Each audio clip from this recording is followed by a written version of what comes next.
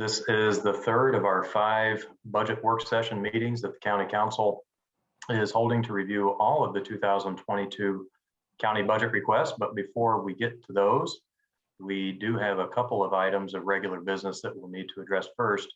So it's 5:02 p.m. on Monday, September 13th. We are called to order.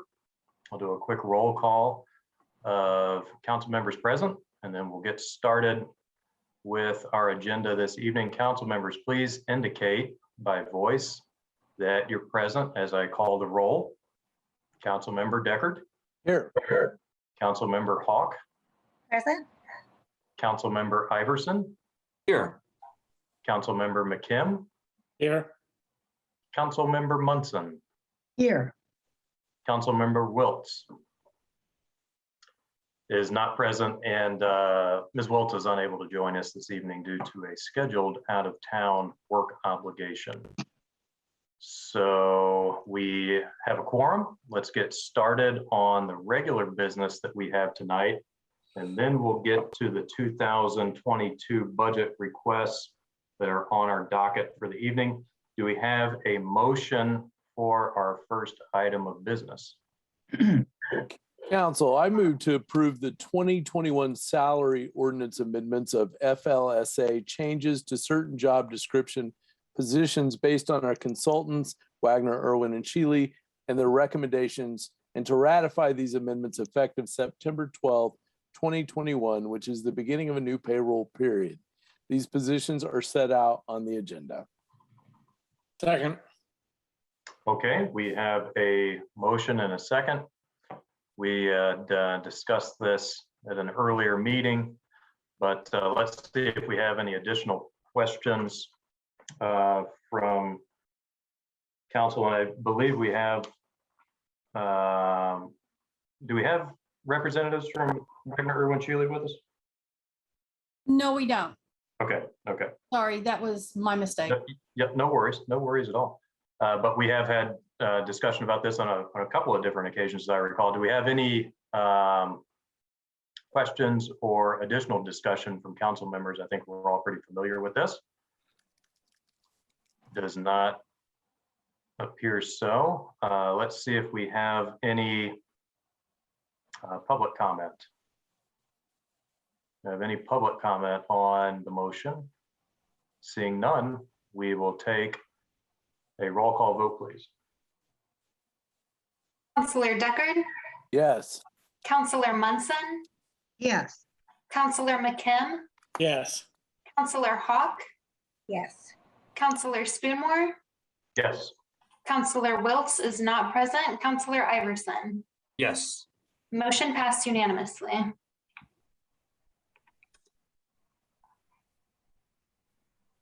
Okay, and up next will be item B, which is our 2021 general obligation bond.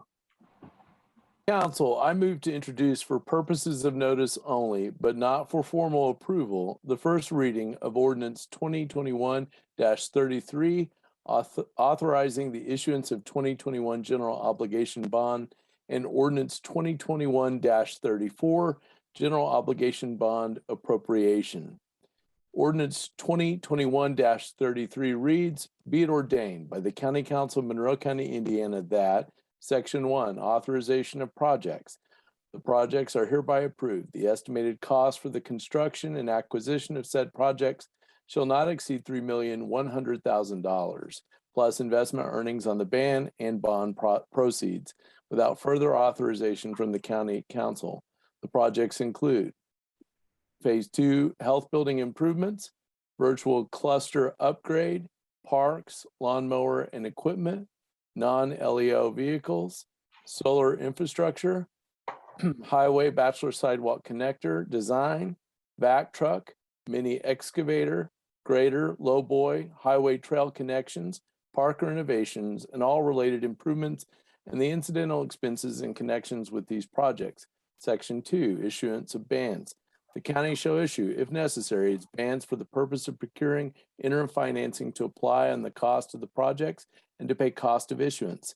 The county may issue its bans in an aggregate principal amount not to exceed $3,100,000 $100,000 to be designated General Obligation Bond Anticipation Notes, Series 202, to be completed with the year in which issued. The bonds shall be sold at not less than 99.5% of their par value, numbered consecutively from one upward, and shall be in multiples of $5,000 or $100,000 as determined by the auditor with the advice of the county's municipal advisor. The bonds shall be dated as of the date of delivery thereof and shall bear interest at a rate or rates not to exceed 5% per annum. The exact rate or rates to be determined through negotiations with the purchaser of the bonds, payable either upon maturity or redemption. The bonds may be payable in installments. Ordinance 2021-34. Now therefore be it ordained by the County Council, Monroe County, Indiana, that Section 1, the council finds that all proceedings required before appropriation of the proceeds of the bonds and, if necessary, bonds have been accomplished and completed.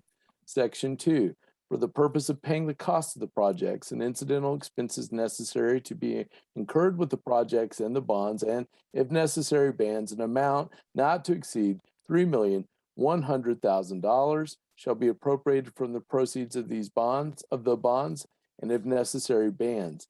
Section 3, the auditor is directed to submit and certify this ordinance and the related proceedings to the Department of Local Government Finance in accordance with Indiana Code 6-1.1-18-5.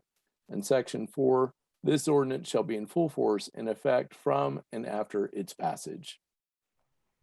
Second. Okay, we have, excuse me, a motion and a second. I know we have some representatives from the Commissioner's office here. So we'll hear from those folks, whoever would like to speak. I believe County Attorney Mr. Cockrell is going to be giving us some additional information. Welcome, sir. Thank you. I guess I don't have a whole lot of additional information. I think the project list that we've discussed has been presented to you guys on several occasions, and that's typically where we see a lot of the questions. I would note that we did have a question about the vac truck and whether it was an allowable expense under the General Obligation Fund statutes. You should have received the opinion of our bond counsel that it indeed is. And kind of maybe just as a reminder, this is only the first reading. We'll have a notice for a public hearing at your October 12th meeting, so that for the appropriation, so that's really when the action is expected to take place, and you guys are to make your final determination on this. Very good. Thank you, sir. Let's see if we have any discussion on this or any questions. And I see Councilmember Hawk's hand. Yes. Yes. The document itself, and I've probably asked you this in the past on these documents, but I notice it says if the council signed these documents, first it says October 12th, but then this particular document at the bottom says September. So are we supposed to correct one of those, or will next meeting it then will say October? Or I would guess that the next meeting we would have that changed to October. okay, so we're not going to sign this document today, correct? No, not signing it today, not voting it today. Right. So that September date really doesn't even need to be on there. That's one question. The other question that I saw in the document, and then I couldn't go back and find it, was something about we were attesting to we had no more than $10 million worth of debt. Did you see that in there? I've seen that in that various bond documents. Any public entity, if they issue more than $10 million worth of debt in a single year, it goes to whether that debt is bank qualified or not. Okay, so the question I had when I saw the 10 million, I know that 8 million that we put in place in the TIF was backed up with general obligation. But was that last year or this year, or does that count as a part of the 10 million? I think it would, but that would not have been this year. Okay, that's my two questions on the document itself. Not that I shouldn't have more, but I mean, knew I wasn't going to be voting for this because, as you know, and I've said in previous meetings, first of all, I want to say I applaud this county council. We have behaved very responsibly to make certain that we didn't spend down every dime we had, because we've been putting money back in rainy day in case, because we really did not know what was going to happen over the last couple of years with our income tax or whatever. And we still don't know for sure because we have the annexation thing hanging overhead. But it appeared to me when we're looking at the total a dollar amount in that rainy day fund that is not already spoken for, that we would not have to have a total of 3 million additional tax put on the taxpayers of this county. So, and I say that every year, so nothing new here. But then I also wanted to say that I just, on a personal level, have concern that, well, I want to say first, I support these projects.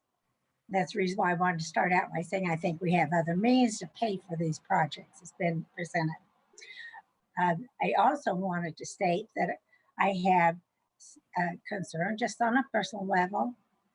You know, that's not what legal's advising us, but I can still have a personal opinion that since the city properties pay for their stormwater in a fee, like as part of the utilities, Ellisville pays for their stormwater in a fee with their utilities, and the county is not allowed to put that fee on either the city or the town of Ellisville. We can only put that stormwater fee in place on that area outside of those two areas. And so I have some real heartburn to say, well, we won't charge them the fee because the other units are doing it, but we are going to put a tax on them to pay for the equipment. Like I said, I think this equipment's essential. We have to do it. I think there's other ways we could do it. So I thank you for allowing me to speak. Thank you for your comments. And do we have any other council members with comments or questions? Yes, Mr. McKim. Yeah, I guess I'll just say that I do think that it's prudent, especially with so much uncertainty in the near to mid-range future, that we preserve a healthy rainy day balance. I do think that we certainly have already made decisions to spend to buy some requests that would have been in the bond out of cash, and I also support going into cash rather than bonding again to pay for the airport property for which the ban is expiring this year. I certainly support paying that out of cash, but I think to me that's a good balance between paying what we can out of cash, but still, particularly until we figure out what's happening with annexation, when we digest annexation and pay for the ban and figure out if there's going to be any long-lasting revenue impacts from the pandemic. I support moving ahead on this $3 million bond. And Mr. Cockrell, just a question for you. What is the maximum amount that the county could bond for? I'm not saying that we're going to go there, but what is the maximum dollar amount? Well, and I think there's a lot of different answers to that, but I think I'm going to answer it the way that I think the spirit of the question. A few years ago, the state legislature jumped the amount you could do for kind of a process that doesn't have to go through a public vote or a remonstration process. So that's kind of the lower level. Clearly, the county could bond for a lot of money until they hit that 2% or the property tax caps, but I don't think that's what you're talking about. Right. At that point in time, they set it at a little over $5 million with the ability that annually it would increase by the same percentage as the non-farm income growth. I don't know what that calculates out to right now, but it's probably around $5.3, $5.4 million. So that would be the maximum under these procedures you could have gone. Got it. Okay, thank you very much. Mr. Iverson? I wanted to take this opportunity to remind the public that these bonds are the way that Monroe County invests in fighting climate change. You'll see in this one in particular that we're investing in consultants to look at our solar energy production throughout the county. And has been our practice, these bonds generally are the way that we are investing in different green technologies and combating climate change. So when you're looking to the way that Monroe County is providing leadership in the state in terms of fighting climate change, these bonds are a good place to look. And I clearly support that action. Thank you. Thank you. Any other questions or discussion? Okay, well, if there are none, nothing further from council. And since this is the introduction for purposes of notice and not for formal approval, no vote is necessary tonight. Thank Mr. Cockrell for the information, and thank you all for your comments. And we'll look forward to entertaining a vote on this at the October 12th regular session meeting.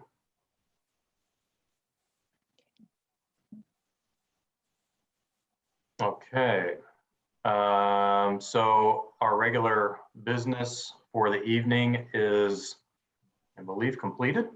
And we'll now begin our third session for budget reviews for 2022. And we'll be reviewing some more important budgets this evening. First up will be our auditor, our auditor's office. Then we'll hear from the Youth Services Bureau, the Monroe Circuit Courts, and finally, we'll wrap up our reviews of tonight with probation.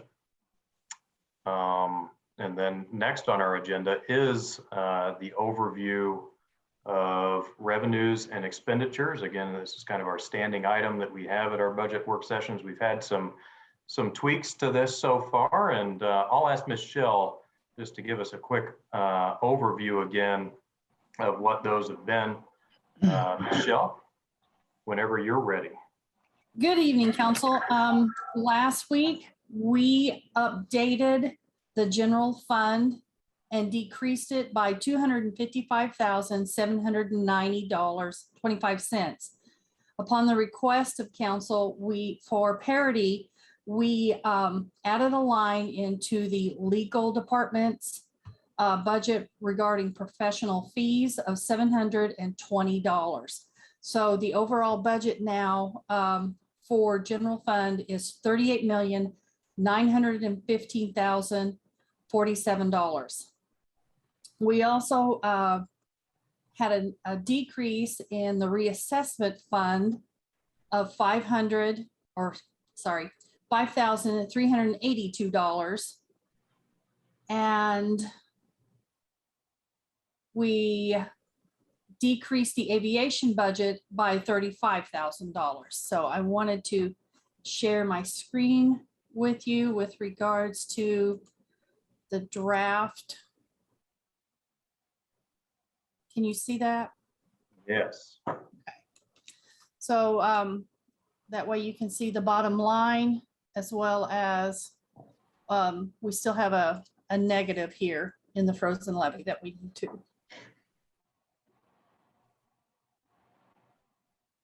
All right. So we are, chipping away at it, but we're not there yet. So. Very good. Well, let's see. Do we have any questions? I think this is, and appreciate Ms. Schell for giving us the information. Yeah, Ms. Hawk.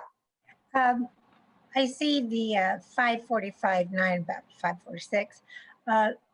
But were we not also including, I believe there was thought that we would assume there would be a reversion. Is that mentioned in there someplace?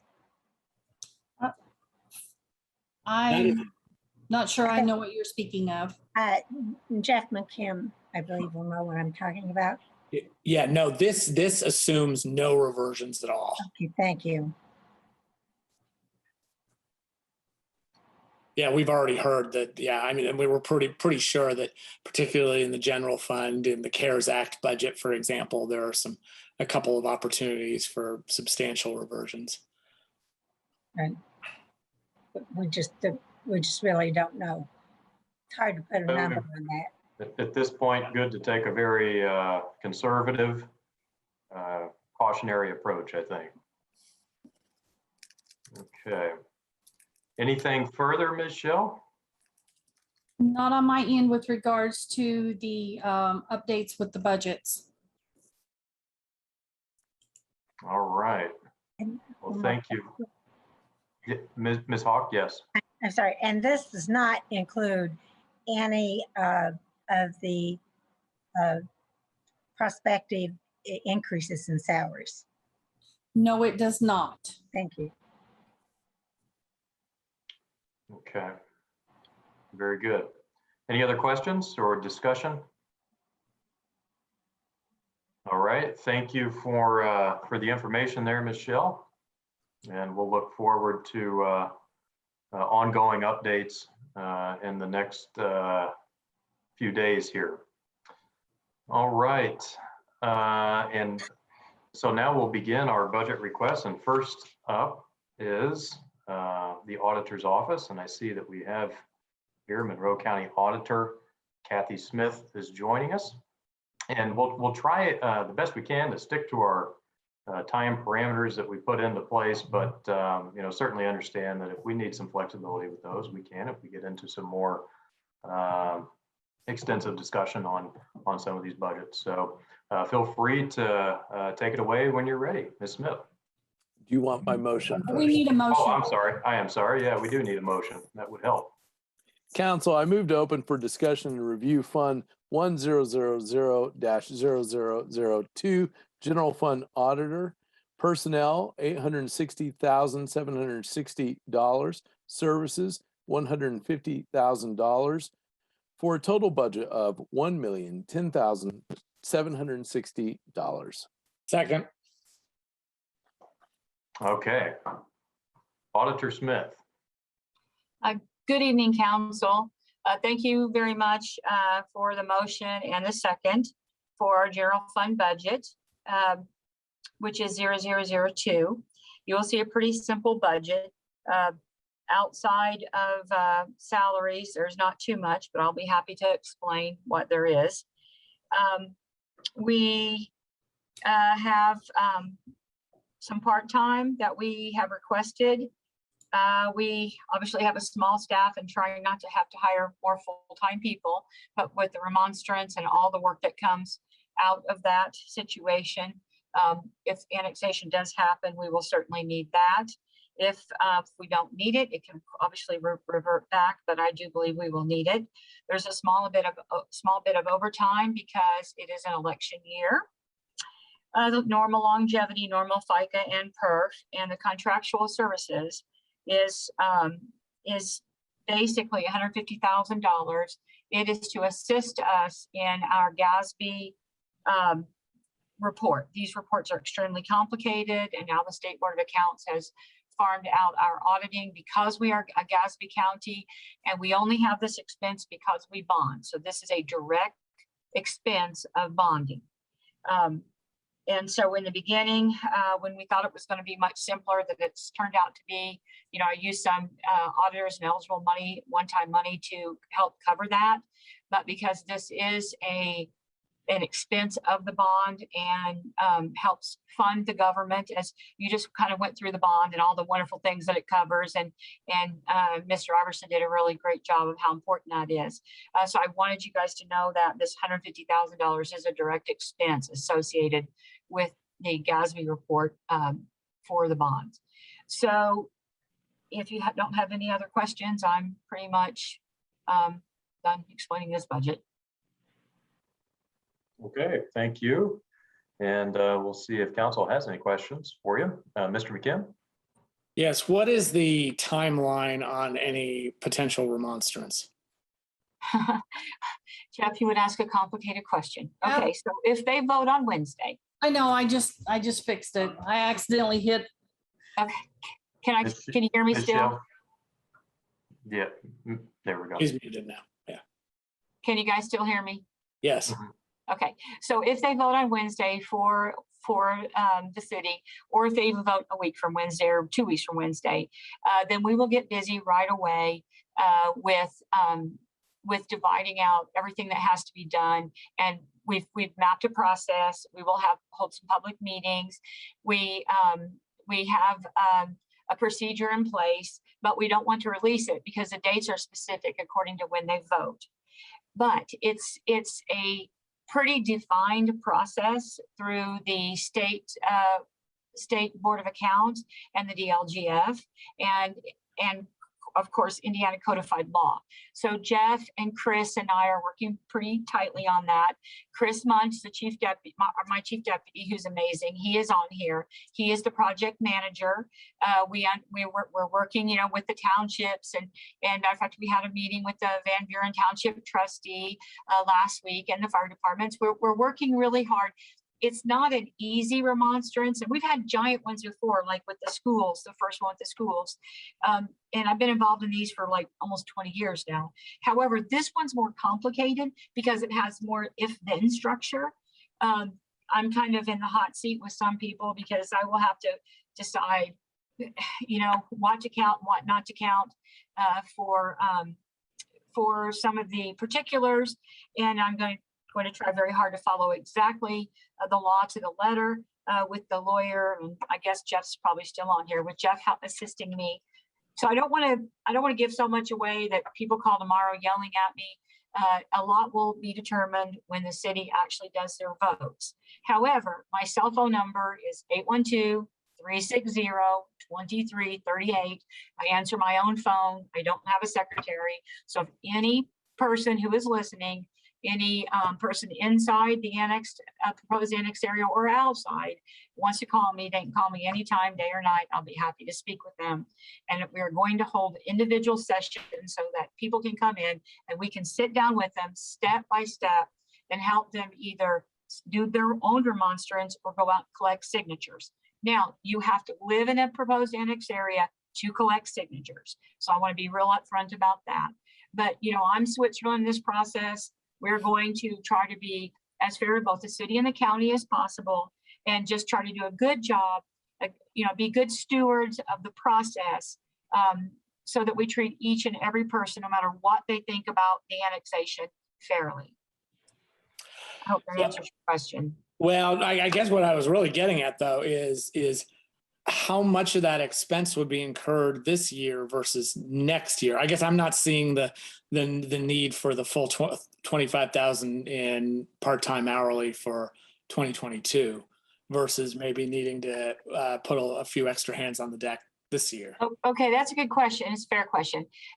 Chris and I will be handling the majority of this year's. The real work comes next year once the pieces are annexed. Then it's like, say 7,000 parcels get annexed, it's like 7,000 transfers. So it's substantial. It's way, way substantial.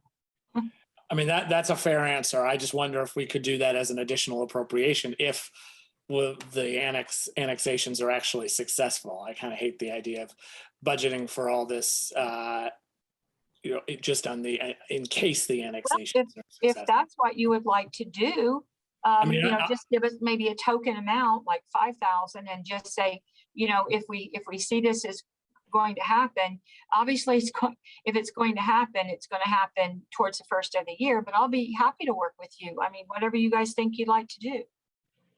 Okay. Well, thank you. That at least that was a good answer about why the expenses would be needed. So I may reduce it temporarily in case, but I want to hear what my other colleagues have to say.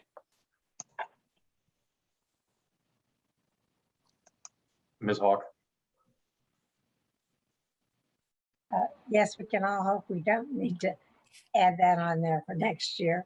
That would just mean good news for the county. But I do see why it's going to be needed if this goes through as it has been proposed, because that's going to be a lot of extra work in there. Do we need to do an additional yet this year to cover? Well, we have to just wait until after Wednesday to see. Okay. Marty, I'm hoping you're going to come in and help us. It could be all hands on deck. Right, that's me. I mean, I'm You good at helped us once before for, I can't remember what it was for, but you came in once and volunteered a day. It helped us years ago. It was fun. She did a great job too. Ms. Munson.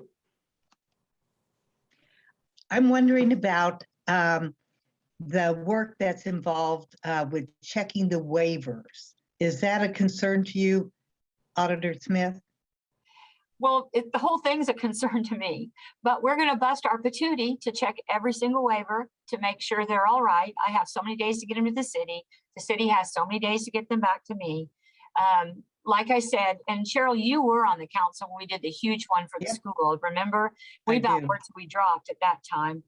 So I expect it to be a lot of late nights. Chris Munch is kind of an amazing person. Matter of fact, this is probably where I should say, 4 years ago, when I did this, it was my first budget hearing as auditor. I was a little scared back then. However, at that time, I talked about dividing the department up to where we have a property side and a business side, and each would have their own leader. And then the council and the commissioners and the stuff in the middle, like this kind of stuff, Megan's job and Anita's job, so the assistants' jobs, and everything that didn't relate to property or to the business side would be the third leg, and Chris runs that. Susie Johnson, who's got a lot of years experience, runs property side. Bree Gregory runs the business side. And the one thing I can say is there's a good reason that stools always have at least 3 legs, because it holds everybody up. And this has been a good design. And what's been great about this design is when one person has more work, the other sides have come around and tried to help and try to, ingratiate themselves into the process to say, I might not be able to do everything, but I can do this part of it. And so we're going to attempt to do that. We don't want any constituent who is in the proposed annex area to not feel like the auditor herself and the chief deputy himself has not touched this process and their property particularly and looked through it. And I want to be very hands-on on this. This is a very, very sensitive subject. I've had several people call me crying, very upset. Matter of fact, I tried to eat dinner on Friday. Two ladies cornered me in the restroom at the restaurant, and they had big tears in their eyes, and they were upset about it. Because if you're a senior citizen and your house doesn't cost very much and you get annexed, it's like 50% increase. So you have people out there who is extremely concerned. And, I have a servant's heart. I don't want anybody to have to pay more if they don't have to. However, I understand the city needs more money to provide their services. So I have to be Switzerland and try to be good to everyone. But just like when we changed the property tax system over, I held those constituent meetings where I actually went through and I calculated each person's taxes with them. That's what I want to do here. I want to say, here is the process. If here is how you support it, here is how you, remonstrate against it. Here's how you collect signatures. I really want to help each person to do what they would like to do and head the direction that they would like to head personally, me, Chris, and I together. I want to be mindful of our time here. Mr. McKim? Yes, council, I move that we reduce line 17801 from $25,000 to $10,000. I'll second. Okay. Any questions or discussion on the motion? Ms. Smith, anything on your, okay. No, thank you. All right. Seeing none, we'll take a roll call vote to accept the amendment. Counselor Iverson, Yes. Counselor Spoonmore, Yes. Counselor Munson, Yes. Counselor Hawk, yes. Yes, Counselor McKim, Yes. Counselor Deckard. Yes. Motion passed unanimously. I do have one comment about the general fund that is not specific to my budget. I do believe after reviewing the rules for the elected officials fund, that we can use the expenses that we would normally take out of unappropriated for that fund. And that might while it wouldn't decrease anyone's exact budget because we take it out of unappropriated, it would lower the expense in the general fund. And I think that we should explore that this budget time. I'm sorry, what was the reduction amount? Reduced it to $10,000, so a reduction of 15,000. And what line was that? 17,801 part-time. I don't have that much in. It was like Oh, 25,000. yeah, okay, I'm looking at the wrong line, sorry, that's my bad. And so that motion passed. While we're getting everything updated, I've got a question regarding the contractual. And so could you just for the public to kind of understand a little bit more about the increase here? And this is the Hartman Williams. Yes. Okay, so basically we used to be cash-based accounting, which is pretty simple. It's a snapshot at the end of the year on your cash, basically your cash flow and your cash balance. And then you show what your expenses and what your revenues were, and you map the differentials and any changes that you had, like any mistakes that you might have made, and you went in and fixed it, and why you fixed it and how you fixed it. So what I call straight up accounting. Okay, and we are double-sided double book. If you know anything about counseling or auditing, it's a pretty serious way to do bookkeeping. However, in order to bond now, they've made us migrate to modified accrual accounting, which is basically totally different and much more strung out and drawn out than the way we did it. I mean, it's almost like comparing, one constellation to the galaxy as far as difficulty. And unfortunately, it's very, very time consuming. And in addition to that, it integrates other groups that we don't normally look at their books. And those are called component units. We're talking about the library, solid waste, the convention center, and other ones. And their accounting has to be integrated with our accounting. And it basically produces a report that's 200 or 300 pages long. And it reads like, it's like if you were a stock market broker and you wanted to maybe invest huge money into a company, what you'd look at. Not a little portfolio, but the whole shebang. And so what it does is it lets companies that want to buy our bonds and individuals that want to buy our bonds to really look in depth at our cash flow, and are we cash healthy? Are we growing? Are we decreasing? What are the significant changes? What are the challenges? What are the risks? And so we don't really use risk-based accounting. We just use simple cash accounting unless we want to bond. So like I said, this is an expense of bonding. I mean, it's not a direct expense, but it's certainly an indirect expense. The general obligation bond itself alone is not responsible for this increase though, right? We wouldn't have to do this. We would not be doing this if we were not bonding. Is the general obligation bond the only cause? Is that the only bond you're going to vote for this year? Right, it's not. So however many bonds you're going to vote for, if you voted for one or any bonds, this process would have to happen. And I'm sorry for that. I mean, I feel terrible. You got to spend the money, but it's just state law now. And the reason why is because there are towns and counties who have bankrupted people due to bad investments. And I'm not in our state, but you've probably heard some of the debacle about in Michigan, and there's other cities and counties who have left people holding the bag and lost a serious amount of money. Okay. Are there any other questions? Council, we probably need to get an amended motion. Council, Bottom line. Council, I move to amend my previous motion to now read for Fund 1000-000 General Fund Auditor Personnel, $844,612. Supplies, $150,000 for a total budget of $944,612. Just to I'm correct, sorry. you meant services, not supplies.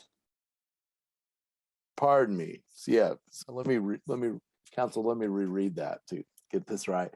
Council, I moved to amend my previous motion for Fund 1000-0002, General Fund Auditor, to read personnel, 844,612, services, 150,000, for a total budget of $944,612. Second. Okay. Any further discussion or questions from council? All right, seeing none, we'll do a roll call vote to accept the amended budget.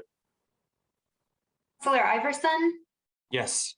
Counselor Spumore, Yes. Counselor Munson, Yes.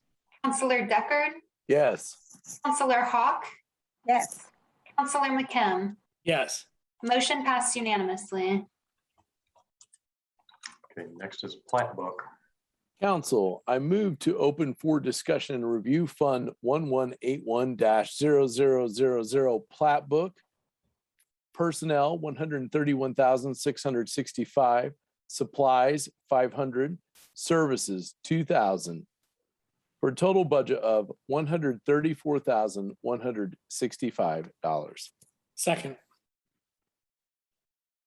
Before I start talking about this budget, I did want to mention again about trying to move our unappropriated expenses for state called meetings to the for the chief deputies and the elected officials to the elected officials fund, because you guys had asked what that balance was and was concerned that it was growing. And I think that that's a good use of that fund. So I just wanted to touch base with you again to say that towards the end of the budget hearings, if you want to think about maybe reopening that one and upping that appropriation, that maybe that would be a good way to preserve some general fund money. Okay, moving on to the plat book fund.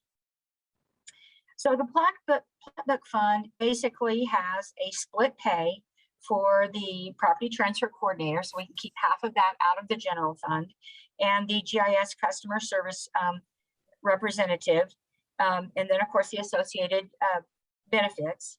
Our office supplies are in this to the extent of $500, and training specifically for property related or plat book related training. That's all that can come out of this. It has to be used for parcel data. So we, really just hardly changed anything except a little more part-time, because we're going to have a lot of changes. Okay. Let's see here. Do we have any? Thank you for that information. Auditor Smith, do we have any questions, Mr. McKim? Yeah, just wanted to hear a little bit more about the anticipated revenue and fund balance for that fund. Okay, Kim, do you have that fund balance? I will get that for you in just a moment. Well, I will tell you that plat book is different than the ineligible deduction fund. The ineligible deduction fund, Susie Johnson, who is our amazing director of property, has to go up and really go and dig and get help digging up ineligible deduction revenue. That's not the case with the plat book. With plat book, it's a fee for every transfer associated with transferring property. So it's a pretty stable fund.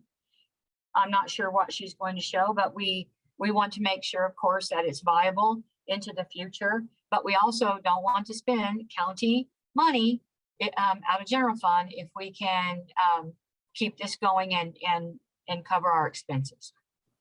Can you see that total now? The 93, yeah.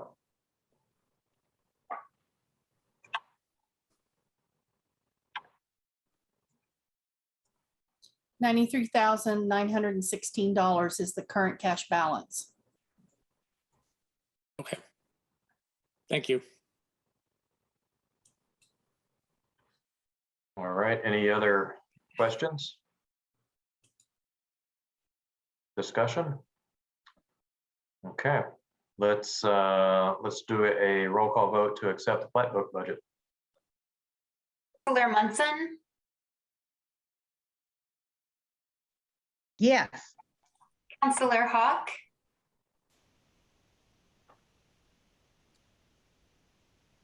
you're muted, Marty. Keep sneezing. I'm sorry, what was that? Okay, yes. Can you hear? Yes, Okay. there we go. Now I hear you. Yeah, Counselor Iverson, Yes. Counselor McKim, Yes. Counselor Spoonmore, Yes. Counselor Deckard. Yes. Motion passed unanimously. Okay, and we'll now move on to auditors and eligible fund budget. Thank you, counselors. This I'm sorry, fund, we need a motion. oh, I'm so sorry. Um, Please excuse me. That's Okay. that's on me. Council, I move to open for discussion and review Fund 1216-0000 ineligible deduction. Personnel, 49,519. Supplies, 20,000. Services, 191,100. For a total budget of $260,619. Second. All right, Ms. Smith. Okay, so this fund is quite different than the Playbook fund, which the Playbook is very structured from Indiana Code. This fund is more flexible, and it comes about from revenue that we dig up where people have claimed homesteads and deductions that they were not eligible for. Okay, so there's two ways that money gets in this fund. One, we find these ineligible deductions in-house, or two, our contract services, which is TMA. They make 30 cents on the dollar for helping us scrub up this. They look at, they do all kinds of things with other counties and even the other states, and they have many more resources than we have. Obviously, if they're in county, we can see if people have a couple different homesteads or whatever filed. And a lot of times they're just honest mistakes. Sometimes they're on purpose. I hate to say that, but that is true. So we have two ways for the revenue to come in. And so the contractual services, $75,000 of that is contractual services that will be paid to TMA. Now, they're only paid if they bring in money. So if they bring in $100,000, they get $30,000. Doesn't mean we're going to spend 75, but it sure be nice if they got to take the whole 75 because they brought in enough money. The other expense that we're asking for here is $100,000. When I became auditor 4 years ago, it was very, very important to me to try to get the GIS, try to get us all in the county on a much better GIS. And that was before the state revenue department said, you have to get your GIS better because we're going to use it to collect, income tax. So now there's more reasons that we can risk losing some of that, of course. But it's sort of, I'd hate to say it's a savings account, but the harder we work and the more time we spend on it, the more money we make if it's out there to be made. And so as we put this money together, and Susie's done an amazing job doing it, we are now ready to spend the money that we have collected for this parcel fabric integration to fix the GIS, so that hopefully once and for all, we can get the GIS better for our constituents. The Tron, the surveyor, is an amazing part of this integration. It's going to be a great project with Patrick Ellis, Susie Johnson, and the surveyors department. And right now we have lots of section lines that are off on the GIS. They run through houses, they run through schools, they run through roads. And of course, this is basically our beginning and end point for our property legal descriptions. So with these lines being off, the result is skewed property lines, which we cannot have.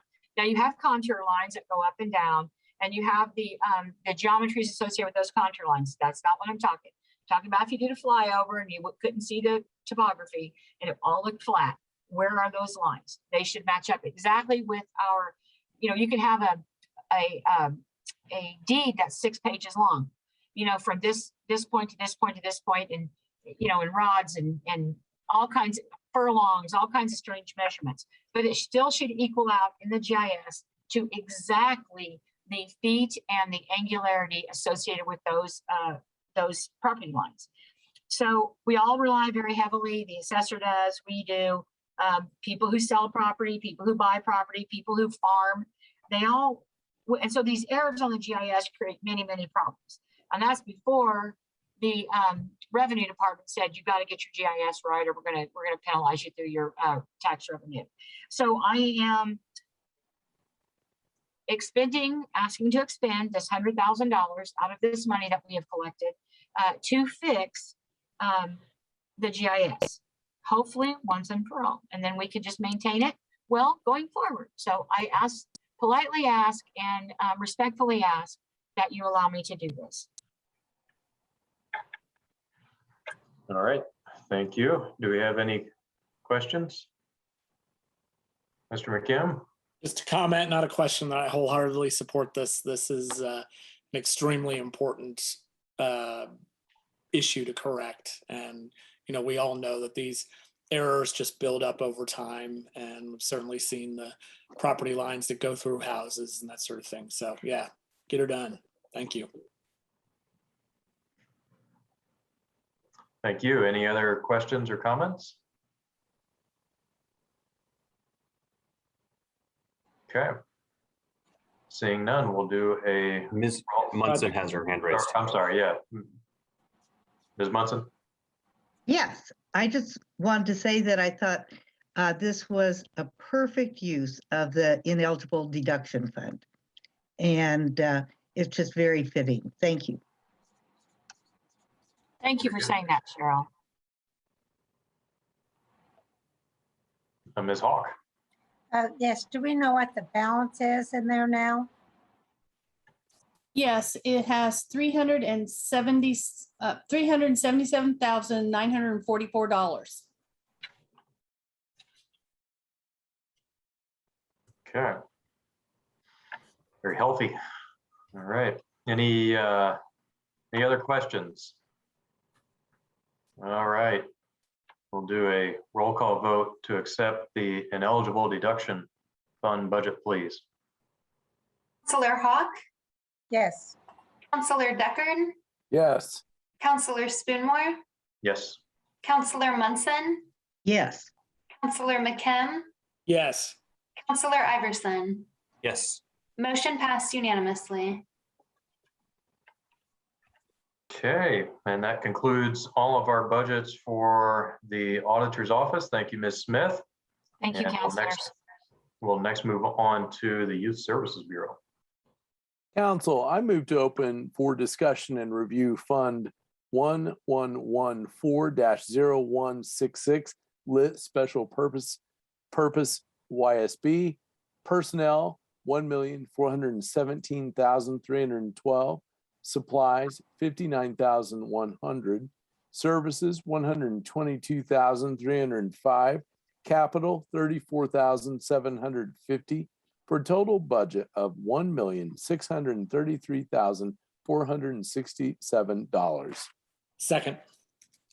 Okay, we have a motion and a second on the Youth Services Bureau budget. We have joining us Youth Services Bureau Director Vicki Tevenow and Deputy Director Louis Malone, as well as Judge Galvin joining us. Welcome all. Good evening.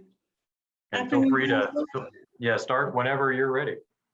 Well, I think we are. I want to just briefly thank you for the WIS study, and that's reviewing the county compensation for consistency and fairness, and we appreciate that. I want to be really respectful of your time and your busy schedule, so I'm going to get right to the point. Our overall 2022 budget submission has a decrease of about $5,000. This comes from some turnover and some long-term staff, which decreases the salaries. We also zeroed out 3 line items, which were overtime for $500, outreach materials for $1,000, and programming and research services for $1,000, and we moved them into agency memberships. We did that because those line items are either funded through grants or we could pay for them through professional services. That would take us to The agency memberships have gone up over the years. We've been transferring into them for a couple of years. And this year we did have instructions to try to do no transfers and to get our budgets in line with what we spent. So we worked hard to do that. Agency memberships are dues usually to agencies that benefit us or we're required to be members of, the Indiana Youth Services Association, Indiana Association of Resources and Child Advocacy, our membership to the YMCA, so we can take our youth there, and just a couple others that we're required to be a part of. No additions at this time. I will say that in spring of 2020, we were piloting some evidence-based programs we were very excited about, and then COVID hit. We could not continue them in person, and it's very difficult with adolescents to have substance abuse or parenting or truancy or sexually maladaptive programming with youth when it's not in person. It just doesn't work on Zoom. Hopefully, we'll come back to you sometime with a comprehensive plan in the future. Utilize this absolutely wonderful building that we have now to utilize. And without a predictable timeline, we're not ready to do that at this budget meeting, but in the future, we're hoping to come to you with something that is well thought out, comprehensive, and evidence-based. Lewis or Judge Galvin, are there any things that you'd like to add? I do not. No, not at this time. Well, very good. Well, yeah, let's check and see if council has any questions. Thank you for the introduction there. Do we have any questions or comments from council? Mr. McKim. I guess how is the new building working out? And then also second question would be what are populations like these days for the shelter? Well, the last few weeks we've averaged between 8 and 9 youth, and I will just say that at this time, given the guidelines DCS and other agencies are using for placement and what is available, we are getting youth who are undergoing some significant trauma and have significant issues. So we've been very busy over here. The building is amazing. I really had this grand opening planned in the spring of 2020, but as we all know, we couldn't do that. We are utilizing it for as many things as we can at this time. I know we had probation over and they had a large number of their staff in the gymnasium to be trained on CPR, but we're just not ready to have it open to the public for a constant programming until we are safer to do that. But it's great. The gym has proven to be amazing, especially during the off season when it's cold outside and we can't go to the parks or take them into the community. So we are very grateful for this. The visitation rooms have served us well because before we had 1, and when you have 8 or 9 families or DCS caseworkers or probation officers coming to visit, it got very crowded and uncomfortable for people to be meeting in their cars in the parking lot with their families. So it's working very well, thank you. Well, that's true. I'm also looking forward to seeing, hearing your comprehensive proposal for additional services. We certainly do have the resources available for that. Okay, very good. Mr. Iverson. Yeah, I guess I'll go. So I'm already Hawk's hand up, but thank you for being here tonight. Really appreciate the budget and the thought that went into it. My question is, I believe that you just brought in a new clinical coordinator, if my memory serves me correct, and just wanted to know how that transition is going. That's such an important role, and just wanted to hear how that's going. It is going great. She's amazing. She has a lot of experience in this community, and she's brought that with her. So it's been smooth sailing, especially when we've had a reasonably high census and some challenges. She's made it very simple. Excellent. Good. Glad to hear that. Councilor Hawk, sorry I missed you earlier.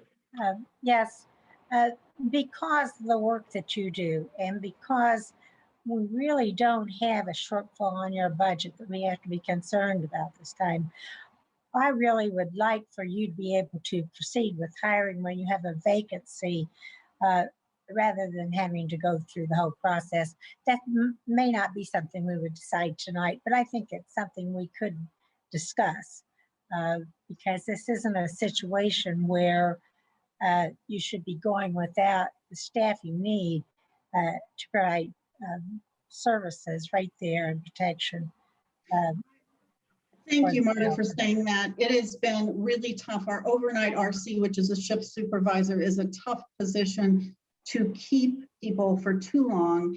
And when we aren't able to hire right away and we have to wait for permission and then advertise and then interview and then do background checks and drug tests and all the things that are required for someone to work here, we have other staff that have to do those jobs. And it's quite a challenge. So I appreciate that the council is going to look into their policy regarding that in the future. So what is the bottleneck? If someone resigns, especially if they resign immediately, then we have to contact the council, and it's 48 hours of, but it can't, weekends don't count, holidays don't count. And so sometimes it can be 4, 5, 6 days before we're even given permission to fill the position. Then we have to advertise the position, schedule interviews to interview them. And then once we hire them in our agency, you have to have fingerprinting, background checks, drug tests, physical, TB tests, a lot of things that other departments don't require. And that delays for another 3 to 4 weeks. So the 48 hours, the 48-hour policy is the challenge for you? It's the beginning of the challenge, yes. Okay.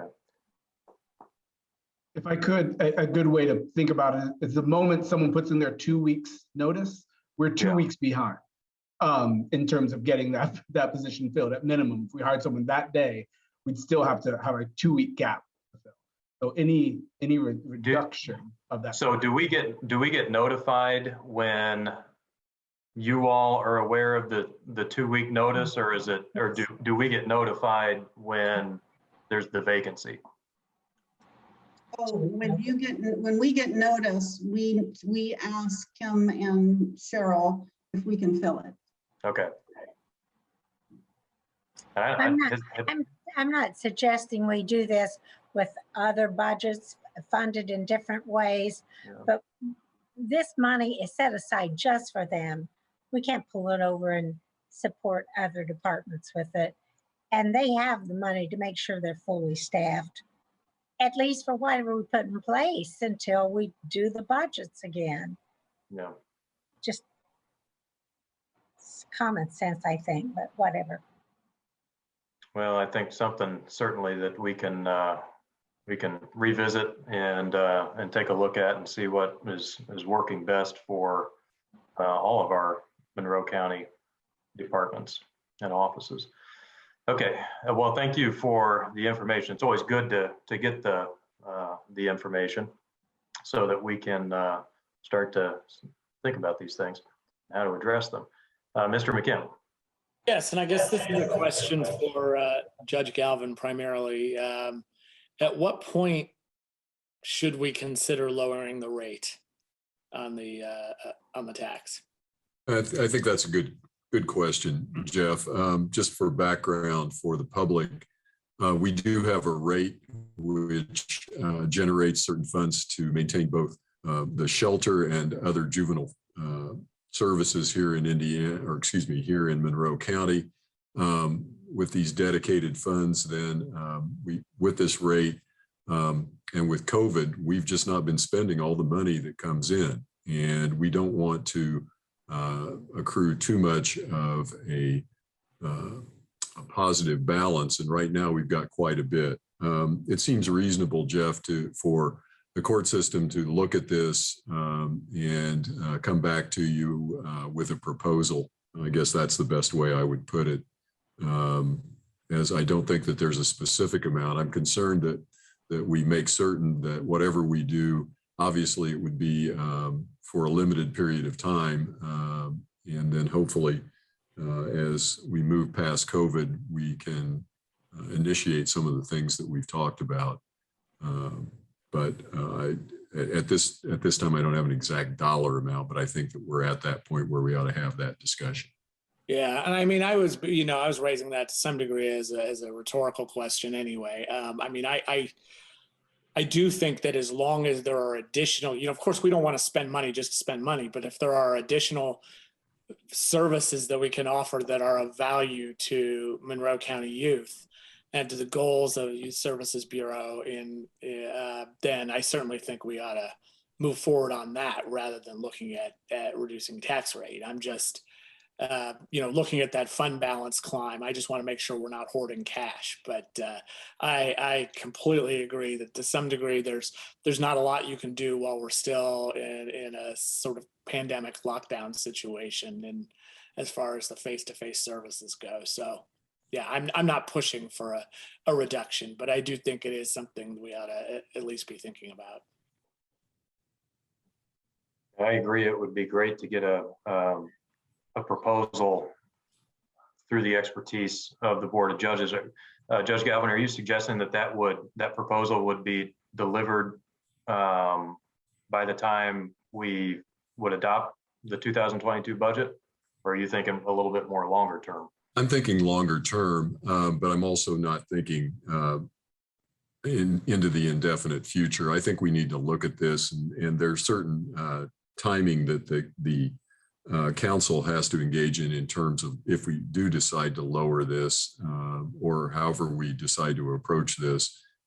So we'd want to look at those timeframes and give you something that we thought would work for everyone.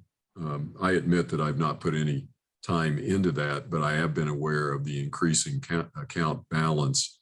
And I think you all know, I'm not sure the public always knows, but youth services, probation, which also benefits from these funds, have been good soldiers, and youth services comes in every year, maintains the minimum amount, I think, in fairness, that it takes to do a good job, a solid job of running the shelter, of running youth services. And so we're not looking to have a large outstanding balance, but we want to make sure that if we're going to pull that back, that we do it the right way, because I always get concerned that if you pull it back, that'll be for a limited period of time. You will need the funds going forward. So let's do it the right way. Got it. Thank you. Any further questions or discussion, and just kind of to go, we look forward to continued conversations about that and what the right mix would be in terms of the tax rate. Anything else from council? All right, well, seeing none, we'll take a roll call vote to accept the Youth Services Bureau General Fund budget. Counselor McKim, Yes. Counselor Hawk, Yes. Counselor Spoonmore, Yes. Counselor Iverson, Yes. Counselor Munson, Yes. Counselor Deckard. Yes. Motion passed unanimously.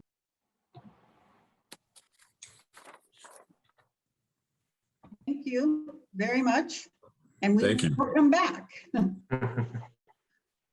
a good evening. Okay, and let's see here. Up next is the Circuit Court. Council, I move to open for discussion and review Fund 1000-0225 General Fund Courts, Personnel $2,976,954, Supplies $29,051, Services $388,322, for a total budget of $3,394,327. Second. Hello, good evening. Thank you for having us. We're prepared to present the court's budget. And Lisa is going to begin doing that. Good evening. With my budget this year, I've kept everything the same as last year with the exception of two things that are highlighted there in yellow. The first one is the transcripts. And as you guys are aware, that was my error last year in the 2021 budget. I came back before you in February to get that back put where it should be. So that would be then the same. But the only real increase I'm asking for is the one in special services. I'm asking to increase it from 35 to 50,000. And I have spoken with both Trent and Peter on that when we had our meeting with them and they agreed to that. Special services, we took a hit really hard this year. It basically pays for our mental health evaluations. And in that line item, we start with 35,000. I've already transferred about 15,000 from other places in my budget this year. And I will be going back before you in 2 weeks to transfer money from my 10s into my 30s to cover more of that. I've already spent this year, I counted them up, $45,000 as of right now. And again, I started 35,000 and I have 14 outstanding mental health invoices and each one costs $1,400 average. So I've got 20,000 more coming out right now. So I'm hoping it's just a fluke and we get back to normal next year, but that's why I'm asking to increase that to 50,000. All right. Well, thank you for that information. We'll see if council has any questions or comments on the proposed budget. Mr. McKim. Yes, thank you very much for presenting your budget. And can you please just remind me with the special services and mental health evaluations, do you have to have both a psychiatrist and a psychologist? Are there 2 evaluations and possibly 3 sometimes? I'm trying to remember. Yes, we do. We when there's been a competency issue raised, competency goes to both at the time of the alleged offense and at the time that preparation is being made for trial and competency at trial. It has to be one court-appointed psychiatrist. It can also be a court-appointed psychologist. And then if those 2 would disagree, then the court is mandated to appoint a third to also evaluate for competency and then render an opinion. Okay, so even one case could really wind up running up quite a bill on that one. Yes, it can. Thank you. Councilor Iverson. Thank you, Mr. Spoonmore. Thank you again for your budget and the time you put into putting it together. We really appreciate that. And could you remind me, or is there any connection between the special services that you were just talking about and our diversion programs, if there is any connection between the 2? I'm trying to figure out which diversion. You're talking pretrial diversion through the prosecutor's office? Yeah, and I'm talking about if there's any connection between the way that these types of dollars are going to be spent and what's happening not in terms of pretrial, but also in terms of some of our other special courts, or is there no connection at all? Typically, there's not going to be a connection only because what you're talking about is the competency of the person to be able to comprehend what the charges are against him and her, the ability to assist counsel in the preparation for trial and in conversations about what their, for instance, if there's a plea offer or what their options are.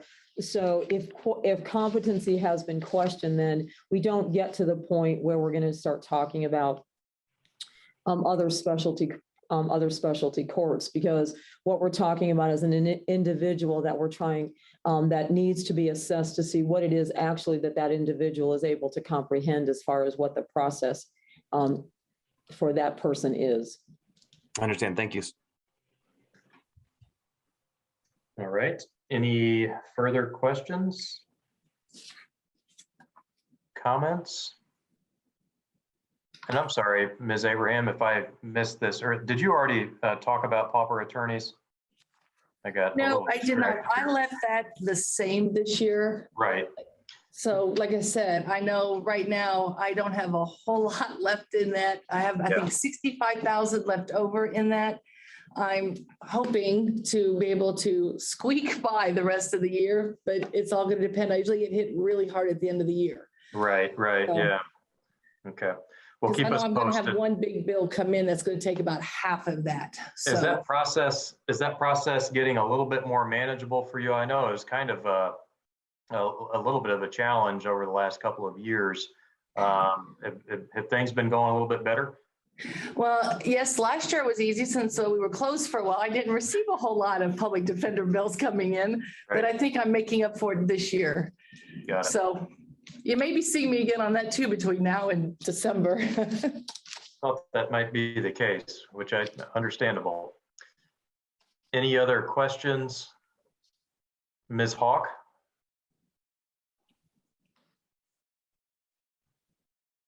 There you go. I'm sorry, get it to work. And this might not be the place where we would discuss this because I know that there's some things that just come out of unappropriated and we really don't know what the expenses are. But if we should have a trial or special prosecutors or whatever, and they're paid for, and as I understand it, that always comes out of the unappropriated lines. Yes, correct. And so we don't budget for them here. Correct. But we would have an opportunity, I think, to keep track of that, because even though it's coming out of unappropriated, it's still coming straight out of cash. And so it just seems to me there's been more and more concern about whether or not we'll have expenses to do with that. Yeah, I know whenever we receive a special prosecutor, the only thing that we have to do, we just forward it down to obviously the courthouse. But yes, we do nothing with special prosecutor bills. Thank you. Yep. Any other questions or comments? All right. Well, seeing none, we'll do a roll call vote to accept the court's general fund budget. Counselor Deckard, Yes. Counselor McKim, Yes. Counselor Munson, Yes. Counselor Hawk, Yes. Counselor Iverson, Yes. Counselor Spoonmore. Yes. Motion passed unanimously. Okay, next is the lit special purpose fund budget for courts. Council, I move to open for discussion and review Fund 1114-0225 Lit Special Purpose Fund Courts, Personnel, $142,046, Supplies, $2,625, Services, $251,046, for a total budget of $395,717. Second. Okay, this budget is exactly the same as last year's, with the exception, of course, as a full-time health and any FICA or PERF. Other than that, everything stayed the same. All right. Makes it easy. Makes it easy. See if anybody has any questions. Yes, Ms. Hawk. I thought we moved CASA over. Well, maybe I'm looking at the wrong line. I thought we moved that over to our juvenile services. Well, know you may there be was- thinking that juvenile detention is in another budget, but I've always had the CASA. Well, yes, but I know that you have, and I know that we don't cover detention in this budget anymore. But I didn't think. I just don't know why I don't know why it would be a stretch to cover CASA services under juvenile services, but I think that's something I hope It is. we'll consider. This is lit special purpose. Right. Oh, okay. I knew I was working. Sorry. Just in the I courts. kept thinking, well, I thought we moved it over there. Yeah, no, this is where we moved it to. Okay. Any other questions or comments? All right, we'll do a roll call vote to accept the court's lit special purpose fund budget. Counselor McKim, Yes. Counselor Spoonmore, Yes? Counselor Munson, Yes. Counselor Hawk, Yes. Counselor Iverson, Yes. Counselor Deckard. Yes. Motion passed unanimously. All right, and next will be the public safety lit fund for the courts.